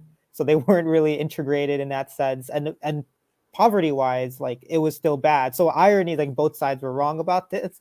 And it still took uh, groups of people who cut their teeth on like labor organizing a bit. Again, not to romanticize, but it did help. They also had Puerto Rican leaders who went to the March on Washington, it being a part of the labor union supporting it. So they went and they got to know other African American folks. Like, Bayard Rustin has a very like complicated legacy to say the least now. But he was somebody who reached out to them, and he worked in New York City for a bit trying to organize school stuff like community control or whatever. And he did tell African American leaders, we need to incorporate more Puerto Ricans. And so all that to say, in their moment too of the Great Society, they had these chances also get funding more. So they used that chance to go forward to Puerto Ricans to say, hey, we need to organize like numbers wise so we can then ask and do the forms for the funding. So that was their first step. But their mindset was the longer term goal of bringing them into more meetings with other groups of people, the African American folks, which did have them start to build the community control movement together. What frayed all this was ironically lack of leadership eventually and different forms of nationalism that began to take over, which was now really trying to not break them apart, but like demand certain identities on certain people. Like you're either this or this, you can't be both or whatever. Like Puerto Ricans were saying, some leaders were like, we should be Hispanic. We should go with the other new groups coming in. We should be Hispanic, will be easier for us. And some Black nationalists, cultural nationalists, saying things like, you can't be Puerto Rican and Black or something, like you have to choose. But before then, what I find so interesting about the history, all these things that did happen, they understood the immediate concern. Let's not trick, but let's get these people to care more because money's involved. Like you gotta be part of a group. You gotta like do the survey and say, yes, I'm part of this group, and that'll make it easier for that group to get the money for that community. But then their goal, their long-term goal, was to try to bridge these divides eventually. And I feel like sometimes we get it backwards, like thinking about, oh, I don't want to talk about this right now. It's like, true, I think that's a good idea not to. Like, you want to create the self-interest. But then the other side saying you don't talk about it ever, that's also not true, because if it comes to a head, the good idea of organizing is to create, like, you need to create unity. Yeah. So if you want to create unity, the best thing to do is not to like suppress certain people's grievances. If there is a grievance that's important, like, for instance, I've seen instances where, you know, it's like one guy's talking a bunch in one of our organizing among mostly working class folks. And it was weird because he was talking a bunch and he really meant well, but it was not like conducive to the other people in the room, mostly women. So it's like that way of also looking at, you are trading off in some ways. Like, if you don't address this issue, even if it's small, it's going to push other people away and it's going to harm the whole thing. So I think sometimes, you know, it's good to pull from that history, but also, of course, identify that's like a little different too. But that's what I think about. Like, there are these ways in which we can position what is the short-term and long-term discussion and making sure it makes sense. But I also have to be honest, like you, I'm not saying this is like easy, like it's math, like you like, this is it. This is the moment I talk about this issue. Like, no, you're going to be messing up. And the main thing to do is to find people with you who can catch people when they're about to leave, or maybe when they're maybe leaning into some of their behavior because now they're thinking that people are telling them what to do. Yeah, I think that's a tough one. I mean, I think a lot about it because I'm a teacher and I actually deal with this like in my day job a lot. Like, when the kid won't shut the hell up, and right. you're like, well, you mean well, but I hate to be like, adults are like that, but adults kind of are like that. Like, the thing is, I don't want, in an organizing situation, my goal is not to be the authority figure. If I am a leader, my leadership is always provisional, it's temporary, because like I joke, but I'm kind of serious. I would be super Stalin if you made me a permanent leader and you'd all die. But super Stalin aside, there is a real sense in which like these roles need to be parceled out to different people. It is hard to do. I mean, like, I admit, for example, I just happened to go and observe a DSA meeting on the wrong day. It was a voting day, wrong day to go. And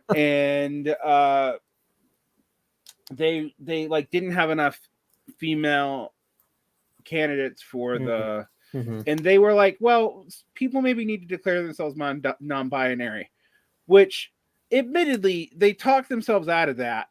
But for a minute they're like, well, we can't meet the quota. They just aren't here. We've actually, our female leadership is burnt out. How do we deal with the problem? Declare yourself non-binary so the rules don't apply. I was like, oh my god. But wow. They were able to talk someone into like sharing some position and meet the quota. But my thought was like, well, honestly, at this point, the quota is not helping you. It's not helping you keep female leadership, because otherwise they would stay in the position. Or you'd have more people attracted. It is not attractive.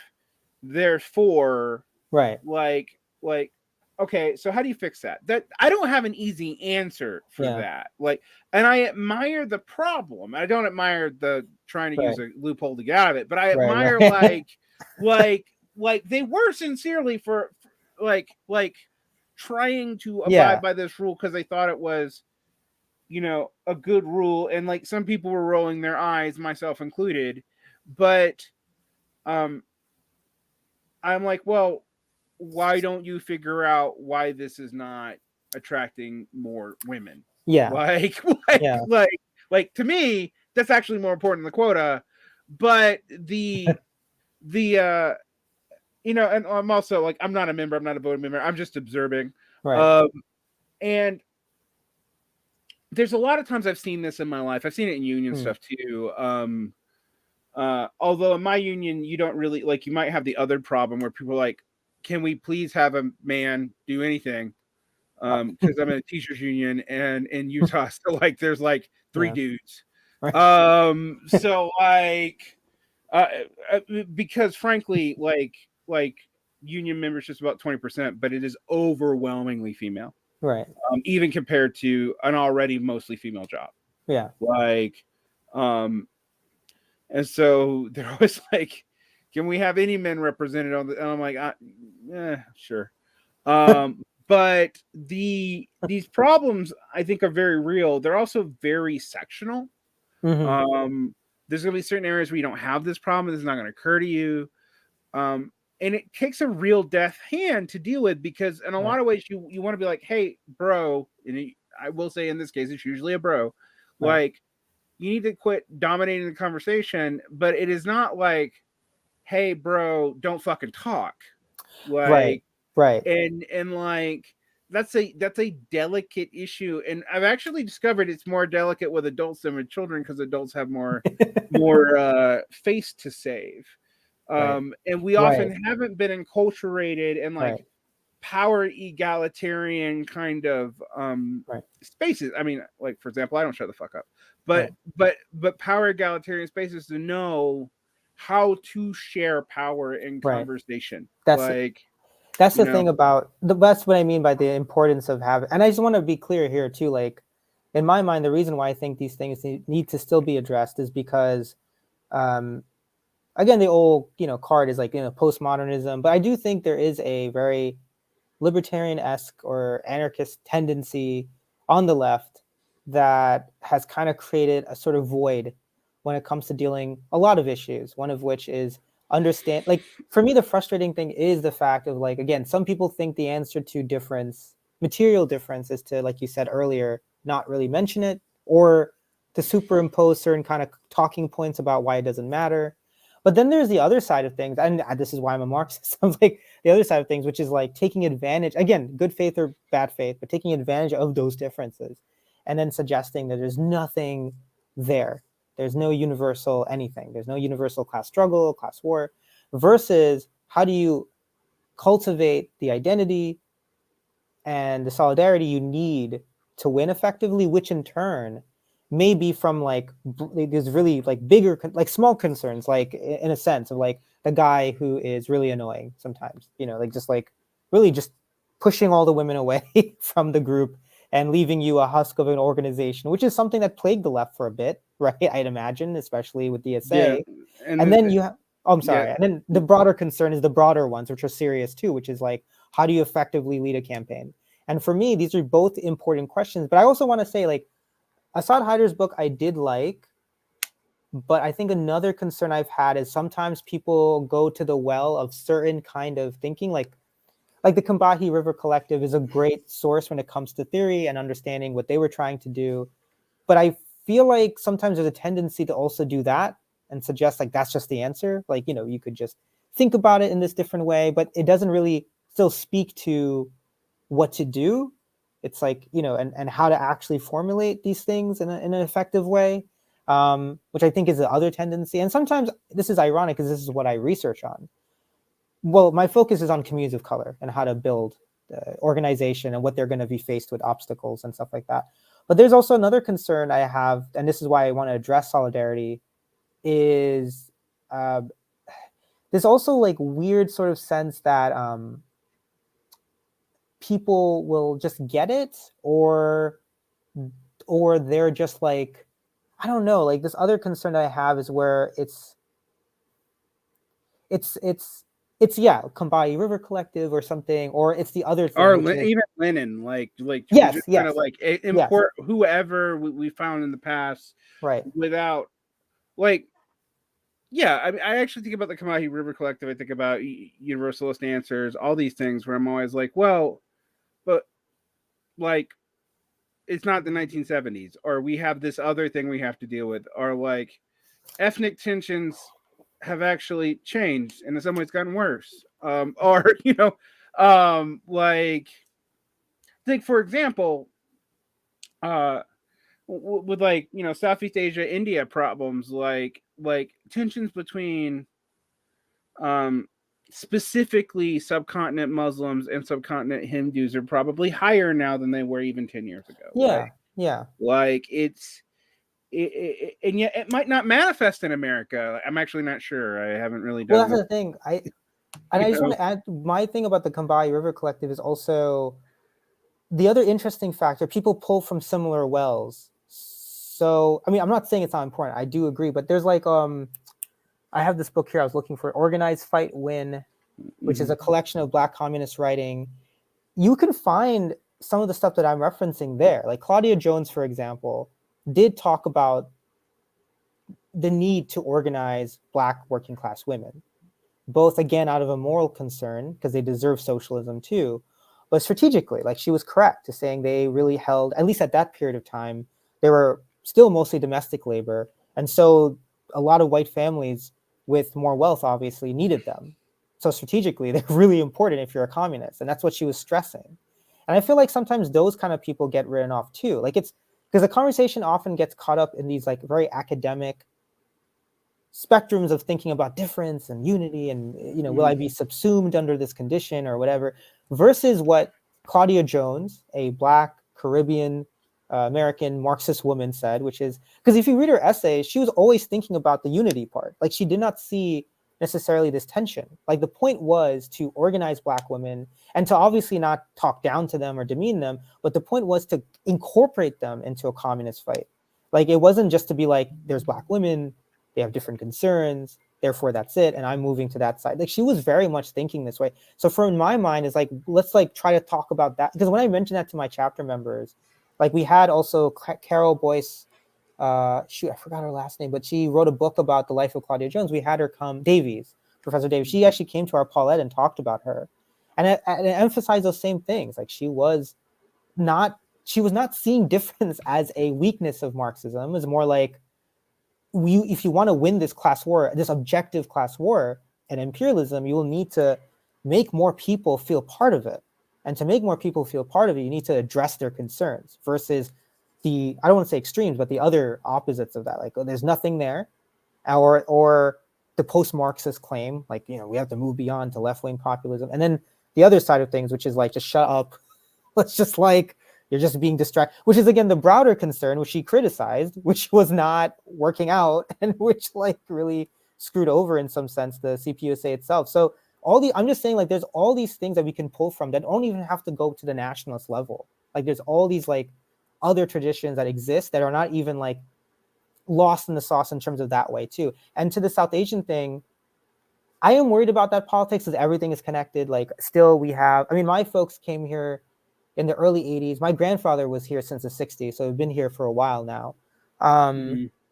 But there's still people immigrating, and certainly you have a lot of young folks from India, most of whom are Hindu, who are very aligned with the Modi project. So what does that mean for them? We don't know yet. I don't know yet. But what I've seen from 9/11, weirdly, is, at least in my generation, there is a lot of unity there just because of like shared trauma. But again, the test is how far does that go?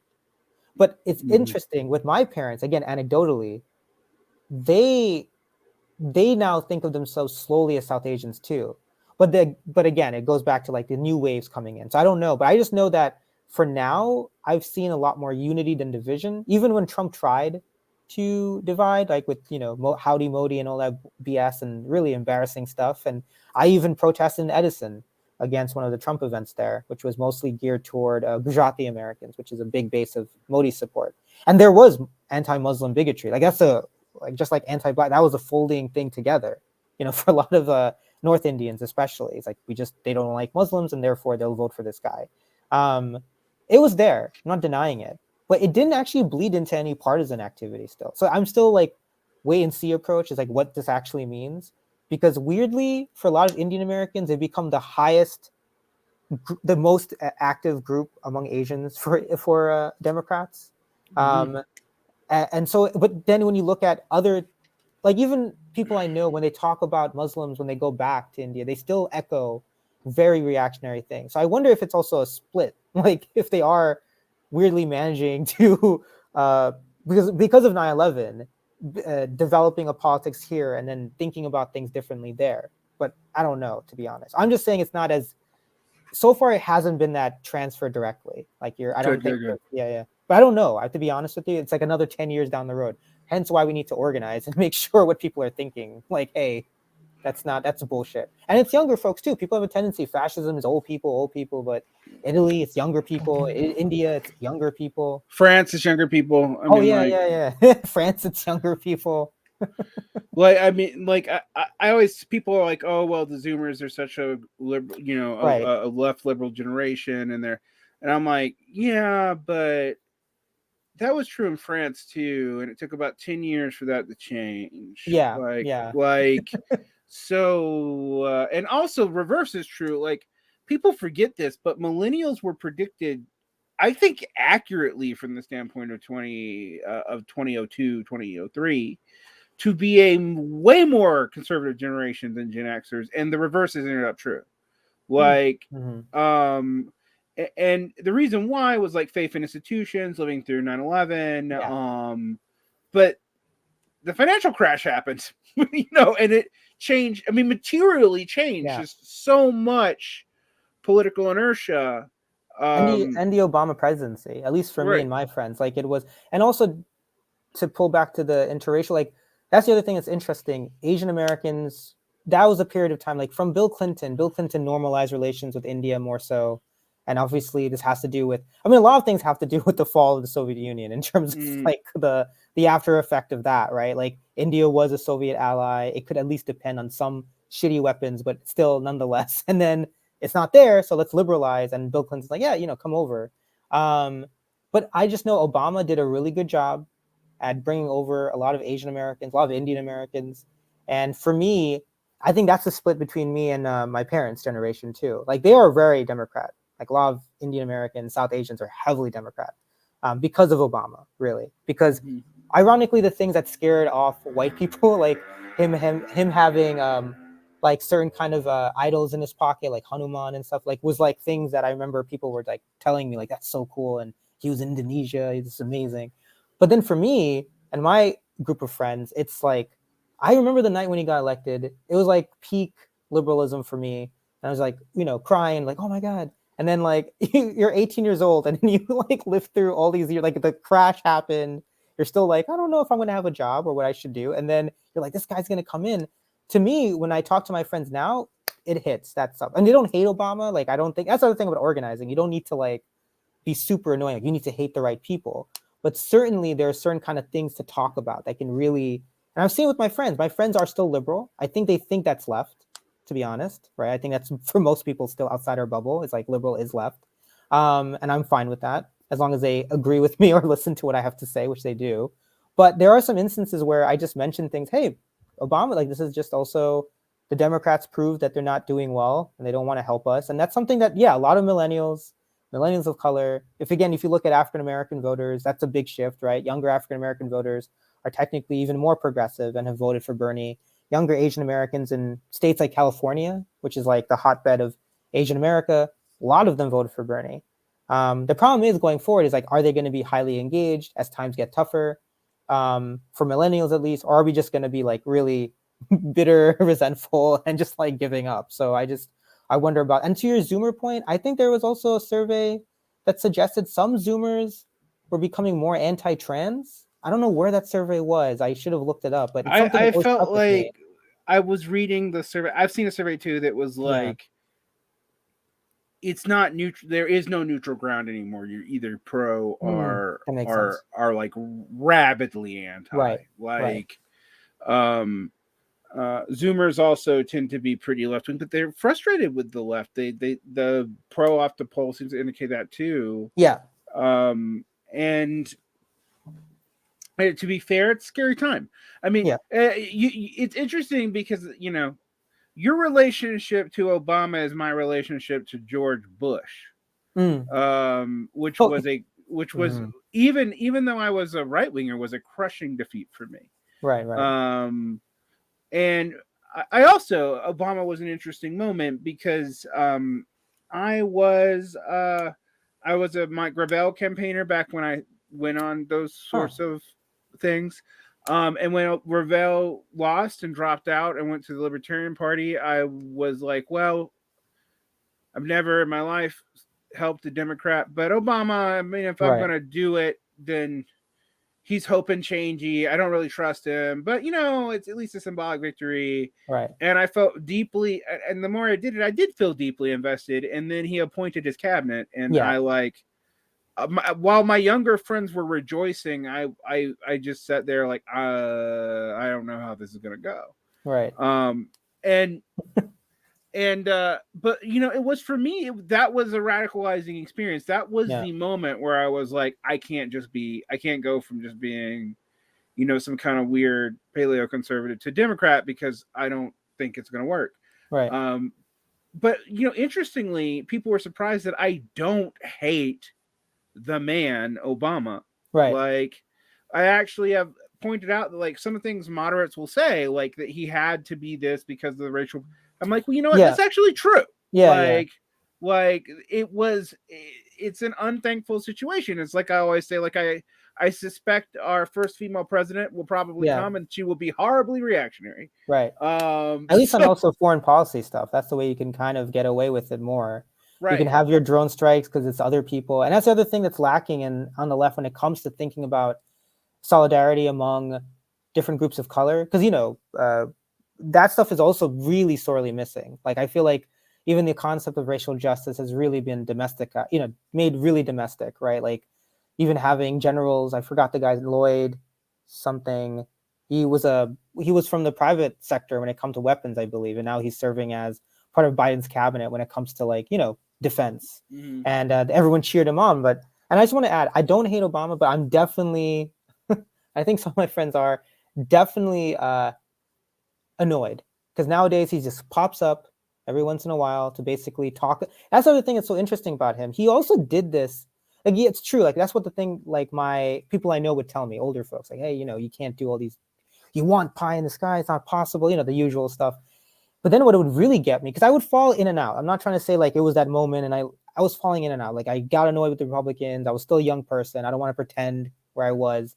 But then after a while, when Ferguson happened, which some people forget, but it was a big deal, and Trayvon Martin happened, and those are huge things for me, because it connected with profiling and stuff I went through. But the thing that really annoyed me was obviously the cabinet stuff. And I talked to my people I know who just told me to wait. And, again, the usual thing that people say when they're older, like, we got to wait and see, it's politics. But it was starting to percolate. But really what set me off was the way he talked to communities of color too. Like the way he would just be so condescending. Like, it was ridiculous. It's like, even when he talked about Trump support later on, he would focus on the few African-American men who voted for Trump. I don't know if there's an article out there, but he also made this weird connection between Lil Wayne or some aspects of rap music to like black. But I'm thinking like, okay, fair, but you do know that there's more white. Like, if you're playing that game, wouldn't it make more sense? So that's where I just like lost it. And that's when I was like, I don't hate, like, I'm saying, like, I don't hate people who have pictures of him. Like, that's stupid to be like, hey, if they're interested in something, they're interested in something. And if they're into socialism, that brings them joy, good. But in my head, that was definitely a radicalizing time. And then when Trump happened, thinking about millennials of color and friends of mine, that was another blast. Like, when Trump won, then I remember thinking and talking to people. And since I'm in political science, they were calling me, and I was a reporter. They were really looking for like, what do we do? What happens? And I didn't know. It's like a complete loss of. And then the years go by and you're like, okay, well, like for you thinking like, I need to do something else. Like, that's where the second level happened. It was like, okay, so because at that point I was still in the Democratic Party. I just felt like we need to be more left or whatever that means within the Democratic Party. But over time, it's more like, what the F? Like, they don't do anything. They just like, they're more fearful of the left than they are of the right in some instance. They rather have a, like not to do anything and be like in minority party control as long as they control the party. And so those kind of things also happened. And this is anecdotal, but again, if you look at surveys, that's where you see, like younger people of color, at least gravitating towards some progressive elements. But the thing that concerns me, and you brought this up some time ago too, I think, and other people did, the most highly engaged people are still older folks, or at least middle age and above. And you see a lot of like going back and forth. Like, if you look at the Pew Research polls about African Americans when it comes to police, right? I think I raised this in the article, and I'll keep raising it. Most think justice system is not just, obviously. Most want systemic change, don't think it'll happen, which is also kind of, accurate. given what happened with the fallout. But then some do, a significant portion, want same funding or more. Now, one kind of leftist could look at that and say, we shouldn't talk about defund. This proves everything. That's a dumb argument. Like objectively, like, you can say that about socialism. Not enough people care about socialism, but objectively speaking, that's the answer. Like, I don't know what you're not trying to tail after Pew Research polls. You're trying to develop something. So that doesn't make sense to me. But the other kind of argument would be made, which is also stupid, which is, let's ignore that. Let's ignore these kind of contradictory and just say people are just confused.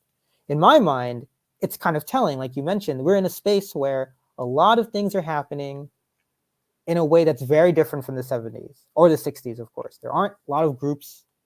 We expected to be a lot of groups, but now they've, like, even the DSA is kind of slowly stagnated.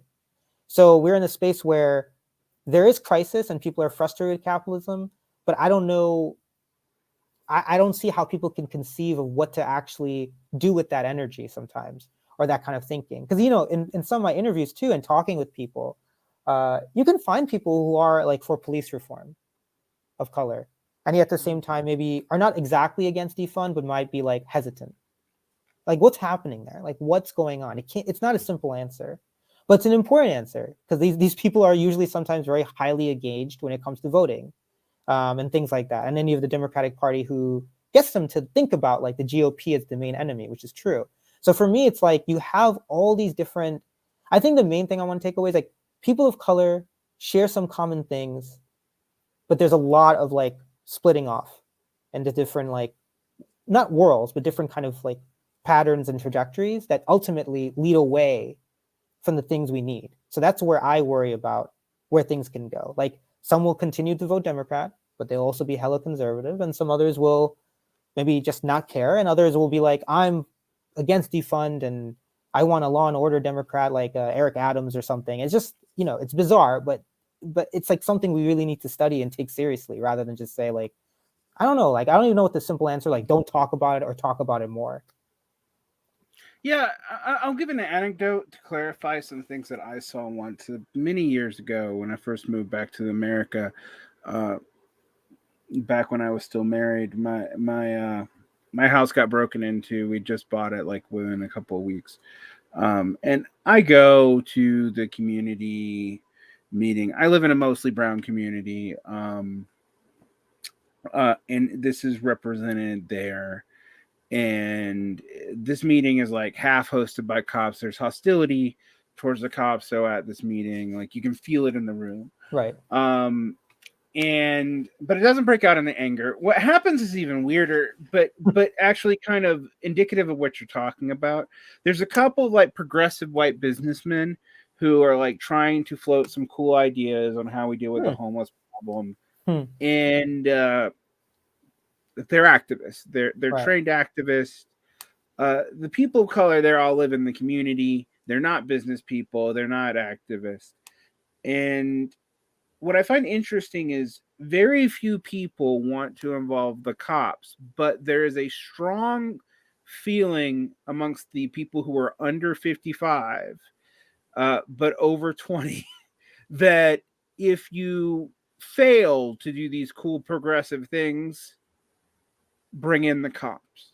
Like, it is feeling that I saw even back then, where it's like they don't trust the police, they don't really like them, but there is a feeling that my kids are here. It wasn't just homeowners who were concerned. Like, my kids are here. There's a lot of drug use amongst these homeless people. We don't think these homeless people are subhuman. We don't think they're all bad. There's like a couple of both very old Latin and white people who do, but most people don't.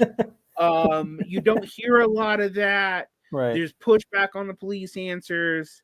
There's anger, for example, that like the only thing that's been done about the homeless situation since they closed down a lot of the shelters here was to just throw the police at them. Right.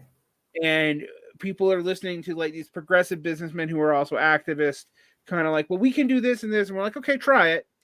But if you fail, the cops. Right. And I learned a lot from that moment because it was a moment where I'm like, okay, hey, this is why workplace organizing is a little easier, because our incentives are more aligned than they are when we're dealing with home ownership in neighborhoods of highly mixed, but two, people, kids, people not kids, etc. But two, most people do want the more humane answer. But Right. if you can't give them the humane answer, they want the problem fixed no matter what. Well, Like that's a lot of yeah. what seems to be driving the stats I see. But Right. that's anecdotal. They don't prove anything. It's just you No, know, but uh, but you one know. of my advisors, Lisa Miller, she wrote a book about this issue. Like, also you have to Mm, think about like when you see the and this is why qualitative research is, I mean, she does both, but like, mhm, so for example, you will find people throwing stats saying like they'll cherry pick from that Pew Research and say, see, like they want funding and more funding, right? That's you freaking progressive leftist DSA white people are freaking worst, right? Or people of color are just confused, you know. But of course, it's like a really important lesson, like what's going on. So one of the things she found out in some of her interviews and case studies was, I think in Philly actually, um, a while ago, was that, again, to what you're saying, people wanted, like, to be really blunt, like there are some concerns about safety maybe, or if you're older or something, you might be a little paranoid, but nonetheless you might see some like issues, right? Drug use and stuff like that. It's Philly, it's very working class, so those things happen, right? And honestly, it's a lot to ask an older person, black, Asian, Latino, white even, to just like, you know, not be afraid if someone's out there on a doorstep and they have to get past. So they might be like, I need to deal with this scenario. But in many cases, those same people wanted things like rehab too. They wanted rehab clinics, social programs. They understood that when they meet at church and we're talking to a representative, that's what they said.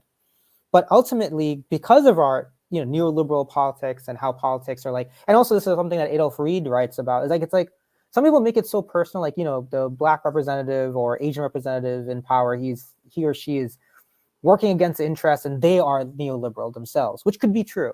But in many cases, like he studied in Atlanta, you know, when they elected their first black representative, um, it was a bit of both. Like it was, the person was kind of like neoliberal in the sense like they knew that in order to win elections, they wanted to create stability, right? So the best thing to do stability is to make the business sector happy. But then again, that speaks to the fact that businesses were like threatening these cities that were now more run by black folks at the time will leave, right? So similarly, in these situations, people are caught in that dynamic on a more personal level, right? Because like ultimately, this idea of funding social programs is not in at the moment. So as she studied, when interest groups pick up these, you know, interests, and they're not bad, but they're picking it up. Eventually, when they get higher and higher, more interest groups come in from the state, and their answers are like more cops. So it gets like winnowed down to cops. And it's kind of similar to what's happening now, I feel like. Because, for instance, where we live, we had, you know, notices on the elevator about like several cars were broken in one night. And it's funny because people write science, like jokes on the thing because they're out of frustration, and I read them sometimes. And some are like, "Oh, we need more security?" question mark or something. And most of the people in the building is a mix, but it's mostly like older folks, South Asians actually a bunch, and black folks too, and white, and Latino some. And I can tell most of them are, you know, a mix of people like me, white collar, but maybe fairly going down, and then blue collar folks who are retired. So it's not like, you know, upper class folks. This building is a good spot, but it's, you know, it's relatively affordable.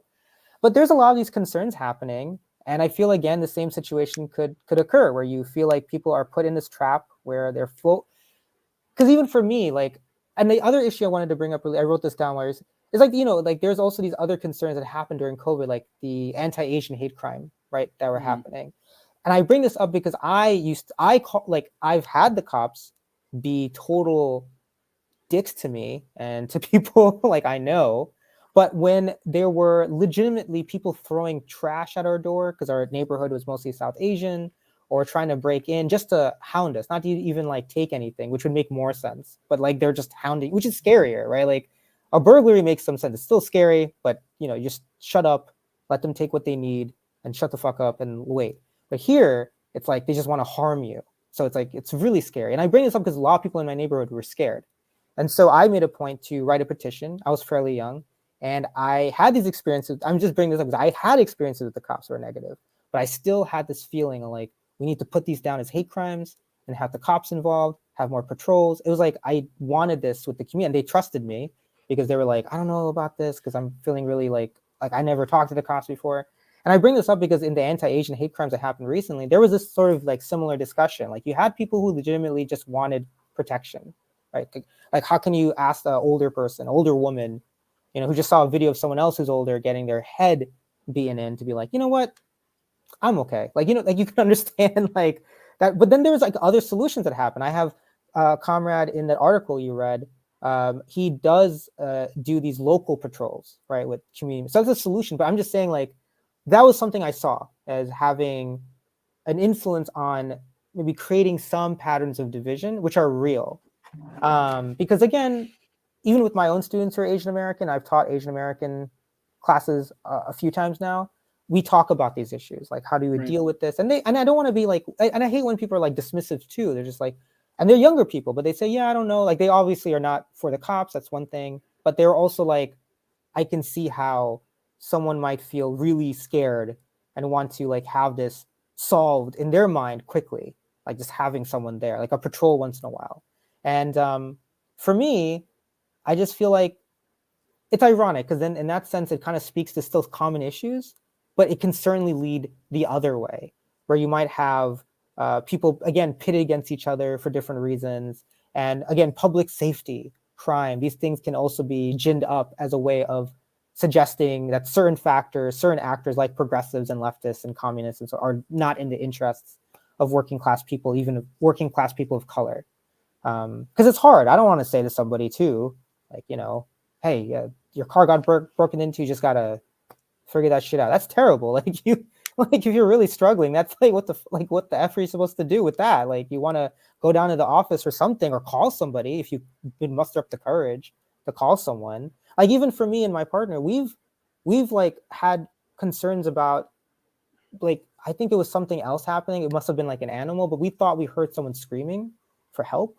And it happened like 2 nights in a row. I think it was eventually silly enough, like some animal maybe, but we were scared. But what are we supposed to do? Like, we can't just like, we thought it was a woman or someone being attacked, and we're like, we got to call someone. And even that's for us who are obviously very progressive minded.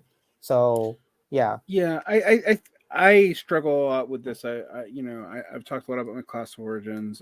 I am a prison abolitionist, or at least a prison skeptic. I am a strong cop skeptic.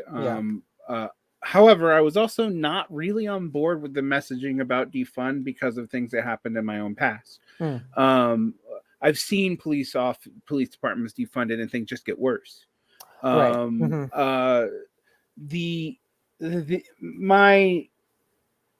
But I want to point out that these contradictions aren't easy because, like I said, I'm a police skeptic. I'm a prison abolitionist. I also have addicts in my life that I have been like, you know what, if you don't lock them up, they're going to accidentally kill someone. So and I've been torn about just, because, I don't call the cops on my neighbors unless there's a gun involved, stuff like that. But I've been like, you know what, maybe we shouldn't help here. I like, it's not. And you know what it is for me? It's not that because the police response is the right response. It's because we haven't built any other response that is like suitable. Right. And there's a lot of hard questions. I am pretty not happy about certain elements of even the social democratic left, who've gotten really weirdly pro-cop recently, or at least anti-homeless person. But I will admit that even I'm like, when people are, abolitionists tell me like, oh, we just need to get more social workers out there. I'm like, we don't have enough social workers now. Right. Like, you have to build an entire apparatus that you have not built. And like, if you want this thing, you need to be doing that first, before just calling for the end of this other institution. We have to have, but we don't have the power to be part of the conversation too. So that's another thing. Yes. Like, we're not even like, this is, I'm not saying but it's like really jumping ahead to like, we're even part of the table discussion to like, because if that was true, that would be way positive. At least we could say and suggest things like the homeless question, the houseless question is also very, like, so for instance, there is this, I get frustrated by social democratic, so-called left or whatever, when they take these examples and they go the other way with it. They're just like, this is why it's terrible and you need to get the bread and butter issues back or something stupid. And it's like, no, like this is literally a reoccurring issue because, and as a person of color who's been profiled, like, and even if you haven't, but like still it is, again, that's why I brought up the stories. Like in my mind, the entire time I know that this sucks. Like cops are, whatever color they might be in some instances, they're just bullies. And obviously growing up, like, in high school and seeing some people, because like, it's like pretty obvious, like I do not like, they're bullies and I've been bullied and I just don't want that to happen to anyone. But then I just think about why did I react that way? It's because, it was a moment of panic and lack of safety. And even though I knew it's kind of still not going to work at some level, because eventually we had to confront the people themselves. Like there was an instance where we saw these kids like looking into windows, these two white kids, and they were like in the broad daylight. And then my dad and I had to like go up to them, film them, and try to like get them to sort of like be a little scared, like talking about hate crimes, I made up some stuff about like how hate crimes can get you in 10 years in jail on camera. So they're like, oh, what? Because they were casing the area. They were like literally trying to figure out who to attack. So we ultimately had to do it ourselves. But again, I would have done the same thing at that age. Like I went to the police area and I was like, these things are really affecting us. Just even one squad car. And they were obliging because it was a really suburban, like we've moved up the ladder. This is a more well-off area too. So it was different for me. I was like, oh, this can actually happen for, and then also the class question. I was like, oh, this is kind of interesting. Like I can actually get people to respond. This is no wonder some of them have no idea what it could really be like. But to your point, it's like, I just get annoyed with that question too. Like people don't want to deal with the objective need to defund, the objective need to win these resources and win power, right? Like that's objectively true. More cops don't ultimately help. But nonetheless, the question shouldn't be defund or not defund. The question is, where are people at? How do we get them to understand defund as an objective thing for them long term, right? And not to like run from it, which is annoying, but also, yeah, not to be presuming too much. Because again, where I live, I know during the Floyd uprising, a lot of folks on my building were like wearing BLM hats to work. A lot of them were going to work or going to the protest maybe. I mean, I'm not trying to be ageist, but a lot of them are older. So I'm guessing it's to work or something else. But, so a lot of them were pro BLM, but I wonder now where they're at about those things. We have other concerns in the building that we're trying to work through, but clearly something was there is all I'm saying. Like you cannot also dismiss that energy that was there. In my mind, it's like haunting me because I've written about it a couple of times trying to understand it and the flaws that led next. And I think again, it's back to the situation, like there were no organizations really bridging people at that moment that should have been happening really quickly. The funding that was happening for certain places was like really minuscule when it comes to like the need in terms of bail funds too. And then ultimately you're having people naturally look at that situation and think nothing's going to, like I go back to that Pew research. Most African Americans think nothing's going to change. They want things to change, which is important. They don't think nothing's going to change. So maybe that does lead them to being more cynical and saying, you know what, nothing's going to change. We had 22 million people there. My kid or people I know were attacked for no reason. I don't care anymore. Like I just want to just resolve this one. You retreat inward. You retreat.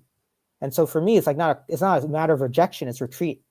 And how do we deal with that is like effectively talking to them and building up hope and aspiration and long-term need. But that's where we should be going. But it's so complicated. Like for me, again, I bring up the example because I was at that point. I was not a police abolitionist or prison anything. And the question is like, why? And that had to do with, I didn't meet people who were. So again, it speaks to also like having that face-to-face with some people versus being like, this is a stupid issue. I hate that. It's like this is stupid. We're, whatever. It's like, no, it's a complicated issue. So I'm going to say this will be my last point, so we can wrap up. We've been talking for quite a while now, but this is related to interracial solidarity, but it's not quite that. When I met early prison abolitionists and the anarchist movement in the late 90s, when I was a kid, I thought they were stupid. And the reason for that is I kind of grew up not in a rough neighborhood. I grew up in a suburban neighborhood that was really close to a rough neighborhood.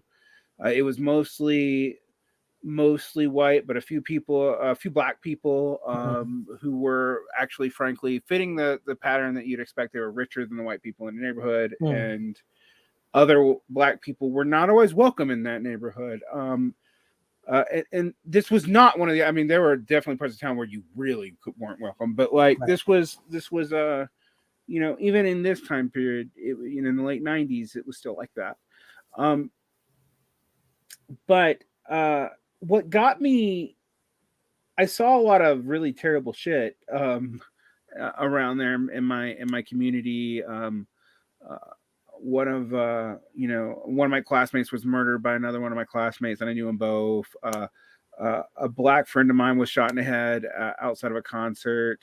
But it got caught up in gang stuff and misidentified. But you know what turned me against prisons? It was actually fucking working in one. Like, it was like, I just came away, and this was before I had any left awakening. So I bring this up because this is a way you could approach people. Like, I just thought nobody was made better by prisons. Like, nobody, and it wasn't even effective punishment. Like, it's like, and I would think about it, and I would literally, even back then, I would be like, I would rather take 50 lashes and go to prison, and no one should have to take 50 lashes. Right. This is fucked up. Right. Like, okay, so that was my introduction to that. But I still have trouble when you say, like, my I've seen enough of the violence of weaponization and poverty to go, like, well, you can't replace it with nothing. Right. Right. Like, and I clearly don't, like, when we were throwing everyone away and throwing away the key in the 90s, it clearly didn't fix shit. So what do? And I think about it a lot. Conversely, there's kind of a different experience that I bring up too about people power, even in a place that was in dire straits. When I lived in both Mexico and northern Mexico and Egypt, the communities were pretty much self-regulating. No one trusted the cops to do shit, like, at all, ever. You think distrust of the cops, even in the quote, impoverished parts of America, bad, like, like, no one would ever, like, even as a privileged ass white expat, I'm like, I'm not dealing with the cops, right? Like, nah, like, we should not. So I saw communities that did more or less regulate themselves. Sometimes, tragically, it did not end well. I mean, stuff there could be very violent. But when I saw it in Egypt, the communities regulated themselves. It was very peaceful. Like, there wasn't a lot of there wasn't a lot of petty theft. There wasn't. I mean, like, no one was picking up the trash, but like, it was a complicated scenario. And I say this because that told me that in certain situations, people can and do this and even kind of do okay. Yeah. Like, they don't, things would be better if they had a better governmental or administrative apparatus, but they didn't actually need it. Right. And so I have those two things and all those ideas in my head. But I always go, like, if we can't offer people something and things are that dangerous, it's hard to convince people that, like, there are other ways, because the problem is scary, particularly if they have children. And if your socialist answer is like, well, having children makes people reactionary, I'm just like, well, fuck. Like, that's well, I kind of know where you're I mean, there's a lot of things about certain discourses that I don't even want to be part of, because I think it'll just make me confused. Right. But I just wanted to add, like, there is also, interestingly enough, literature. Like, that's the thing about police abolition in prison, is that people who actually have done like Ruth Wilson Gilmore, Marion Kaba, they do think about this really truly. They always emphasize you're replacing, like, it's not just abolishing, it's creation something new. And they did kind of emphasize the things you mentioned in Egypt, for example, like self-regulating, or maybe some public safety, but it's going to be something different. And even with the social worker design, they also admit that social work now can also be kind of punitive to some level. Oh, very, honestly. Yeah. So it's like part of that same kind of thing you taught, like, where do you begin? And I think what's interesting about this moment, I'll say this, like definitely more people have been introduced to these concepts, at least, even if they have a point of view of negative sometimes or positive, which in my, like, even for me, I had no idea that abolition meant this until I joined DSA for a little bit, and until the uprisings, frankly. And of course, I was already, like, in some sense, against the police and against prisons, but that term I did not really know a lot. And so, for that sake, I think that was a positive in terms of introducing more people. And again, when you go back to that moment, we're talking about so many groups of people truly coming together in these marches and rallies, and some of it was obviously overlaid with being anti-Trump, right? And this is why I think Biden's campaign was effective in channeling some of that energy, like I'm the anti-Trump, and hence with all these other characteristics, which eventually he just yells at people on, like, we're not going to do it, But also that video of, like, I think some African-American leaders who were on that video chat with him, where he was, like, very dismissive of them and defund and other things, like, it just showed also the capture, right? Like the bargain that's made for a long time, it's really put us in a hole. So that was sad and interesting. But in terms of, like, the actual theory behind it, they do talk about these things, but the material things need to be, like, thought through too. Like Kaba has been doing this work for a long time. Ruth Wilson Gilmore, like, her book, the Gulag thing, like, it's very materialistic. Like, it's very in the weeds about, like, the prison complex and how it's actually grown. It's not abstract at all. But the next level is, for those of us coming up, it's taking that and then connecting it to something that is also short-term and long-term again. Like, because in the end, like you said, like, how to explain, like the houseless situation, yes, the answer isn't throwing more cops and throwing poor people, dispossessed people into prisons or anything. But at the same time, you can't tell someone maybe who is living near a certain community that all you have to do is sort of, like, just avoid a certain section of the park or something. Like, there has to be an actual conversation on both ends where the person has to kind of confront some of their biases and understand there's a bigger problem here. But who's going to do it? That's the concern. Like, someone has to be skilled to know that ultimately defund and these things are the objective solution that makes sense. Like, for me, it's like a leadership question, and also where are these leaders going to come from? Because in my mind, also, the left is kind of in a weird position where we're not only bereft of resources in terms of money, we're also lacking sometimes leadership in terms of just people who are not burnt out. Like you also mentioned those chapters. Like I've seen that. Like, I go back to it. I was a co-chair of my chapter for 2 years. I'm burnt out.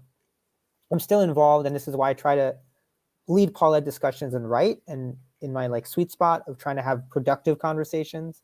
But I've seen people who are really amazing, like really so great, but they got burnt out, especially with COVID. Yep. That's the other thing. COVID was a freaking mess. And the other thing is, like, how we also is a good indicator of the left's weakness. We should have politicized the shit out of that. Like, it should have ended with some healthcare solution, not us weaker. Like, I'm still, like, living in a fog of, like, right, we had a virus and people were, like, scared.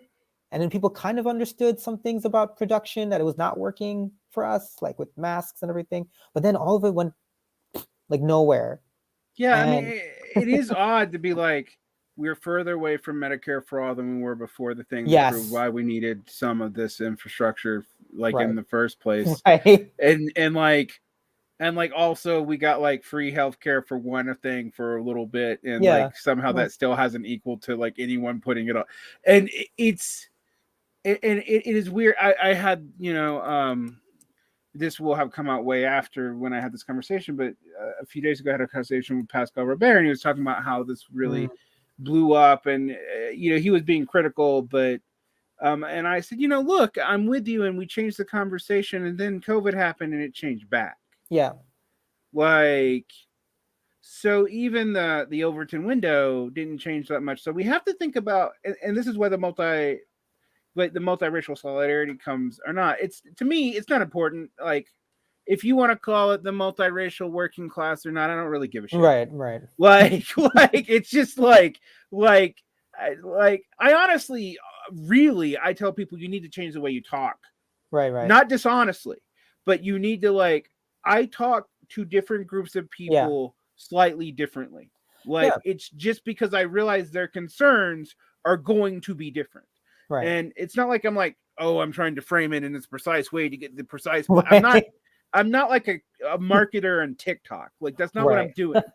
But it is a sense that where I'm like, well, okay, I know that if I'm in Macon, Georgia, I'm in Jackson, Mississippi, I'm going to have a different set of issues. And on the west side of Salt Lake City and Utah are, when I really start thinking about, because I start thinking about internationalism, but I also have kind of concentric circles of internationalism. Because I was like, I'm always like, guys, we should really be talking about Canada and Mexico and like Cuba and like places that are either right by us or share a production chain first. Right. Like they're right fucking here.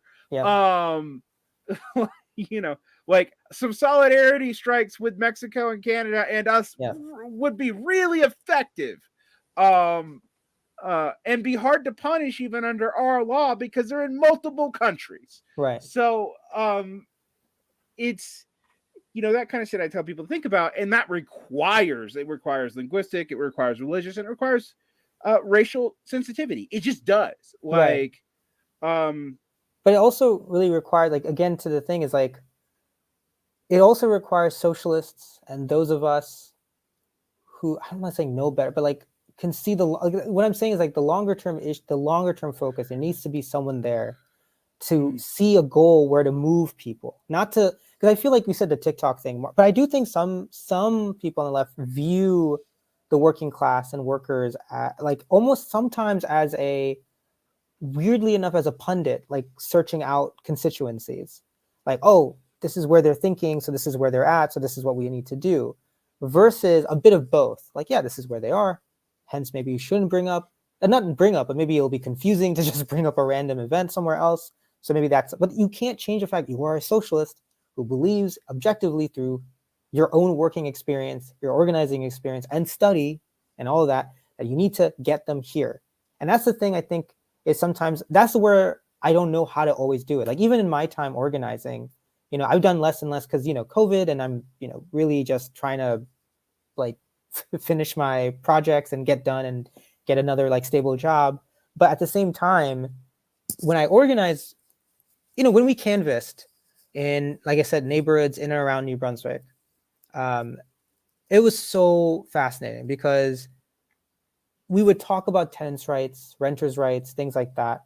And then we'd, you know, get them into a meeting. I'm not saying this is like a blueprint, like it didn't always work, but nonetheless, you begin to code shift here and there in some ways, right? And you also know with the community you're talking to, they do care about international issues. That's the other, but still, you want to deal with their short-term focus. But again, the people I was surrounded by, that's what they were caring about. Like people I learned from, they knew at some point they need to cultivate an identity that's for the bigger thing that needs to happen. It's not like a curiosity that we want socialism or anything. It's like, it is basic to us surviving. So it's like, again, who's there to push that along rather than treat it as a marketing firm would. Like, oh, you know, they like to focus on this one thing, and then we'll have this group here, and you know, they'll eventually meet or something. And that's where it's tough, because I don't think we've done that. And you mentioned this, like organizational structures, we don't have it right now. And the thing I get frustrated by, frankly, is also it's like a little bit like, again, I've made mention of this. I may actually write an actual article of what I think is happening with some media, left media or whatever. But sometimes there's like a conspiratorial, like the PMC thing. I can understand why people get really upset, to be honest, and blame the PMC. I understand that too. Like I understand why they think there's like this group of people who are really the ones doing things. I get it. Like I even used that term a while ago when I was like a little bit stupid and I didn't understand even what I stood for or where I was. But these conspiratorial, like the left is, you know, bad because it's PMC. The left is bad because it's too defund. The left is this and this and this, rather than the left has no presence in a lot of sections of America. I mean, even to your other answer about why maybe black and brown people don't care about socialism. I mean, frankly, did anyone ask? Like you said, like no one's even asking because no one's there. So like, it's not even brought up. Like, I'm pretty sure, like I've had conversations on the fly with folks who are not against socialism. Like, oh yeah, that seems like, that's nice. You know, because they're not against it sometimes. They're like, think it's pie in the sky, or they think it's like whatever, but they're not like, oh, you, what the hell, communism, what the, get out of my house. Like, they're not like that. It's just like no one's asking because no one's there. No one even knows what DSA is sometimes. Like, I talk to like certain people, I just know they don't know what the heck the DSA is still because of the fallout from the past 2 years. And the COVID situation is like an inverse reaction to 9/11. Like, from what I've read and learned from other, like, you had the global stuff that's happening with the anti-WTO, and then 9/11 happens and everything's like to change, right? Here's the other way, like it changed and could have been politicized, but nonetheless was an epic virus of like a huge proportion that really just took us out. And whatever we were building was just like taken up from under us. But yeah, it's even stunning to think that we're even further behind in some cases about these issues. Like, to be honest with you, I'm still racking my mind over George Floyd, and the George Floyd makes more sense to me about like what happened and what didn't. But the COVID thing, just like it's racking. I'm racking my mind sometimes to like how the F did we get to this situation? We can't have the elite capture narrative for the COVID thing. I mean, No. like that's No. like because it's also not, it's not a national problem. It's an international problem. Right. It seems like it showed, it is still showing fractures that are even exacerbated by the Russia-Ukraine war. And Right. And it is frustrating when sometimes there are some people who yell at friends of mine and sometimes me on Twitter who have one good point that I think they're actually right about.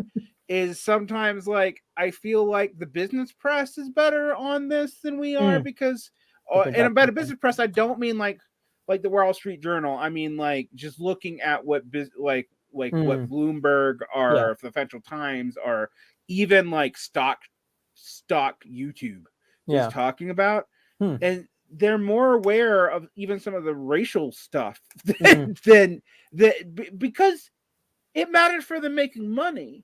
And I'm just like, well, it's got to matter to us at least as much as the people making money off of this shit. Right. Like because sometimes they're the most aware, where we're like pumping up academic pipe dreams sometimes. I mean, like not that I want to sound like anti-academic, and I'm always having like heterodox economists in here, but there are times where I'm like, the business press has been right, and like you haven't. Right. So, and interracial solidarity, I think like business, like I always laugh at woke capital. I'm like, no, you just assume capital's cynical as fuck, but like they see the same demographic stuff we're talking about. Like, like even if capital objectively benefited from racial capital and all this for so long, it ain't gonna do it for much longer, and the profit margins are thinner and thinner. So like they're gonna get it from where they're gonna get it. Like, and that I think in socialists we kind of have to have like not that kind of cynicism, in fact, but we should have that kind of mind. Right. And that's like, how do you cultivate? And again, this is hard. Like, how do you cultivate a cynical mind? In regards to like institutions and whatnot like that. And also I'm building solidarity between people. We're building counter institutions. I mean, even things like dual power have been so watered down by their use in academia, but like, because I always tell people what dual power is. Dual power is like, I have built para-state institutions to the point that if the state was to fall, I can do 80% of what they're doing. Right. And one thing I wrote in my notes about like what is also when people think about the history of when people really do shit that matters, it's not like they just get driven to a crisis and they rise up. No, oftentimes often go badly. Yes. And oftentimes it's when people see momentum, they want to hold on to that new thing that's happened. Like even with all the different things that the New Deal did not resolve, hence why the right wing could expose it. It did leap when people were getting stuff happening, like stuff was happening already, and they're like, yeah, this is great, like I love the New Deal, I'm going to do more.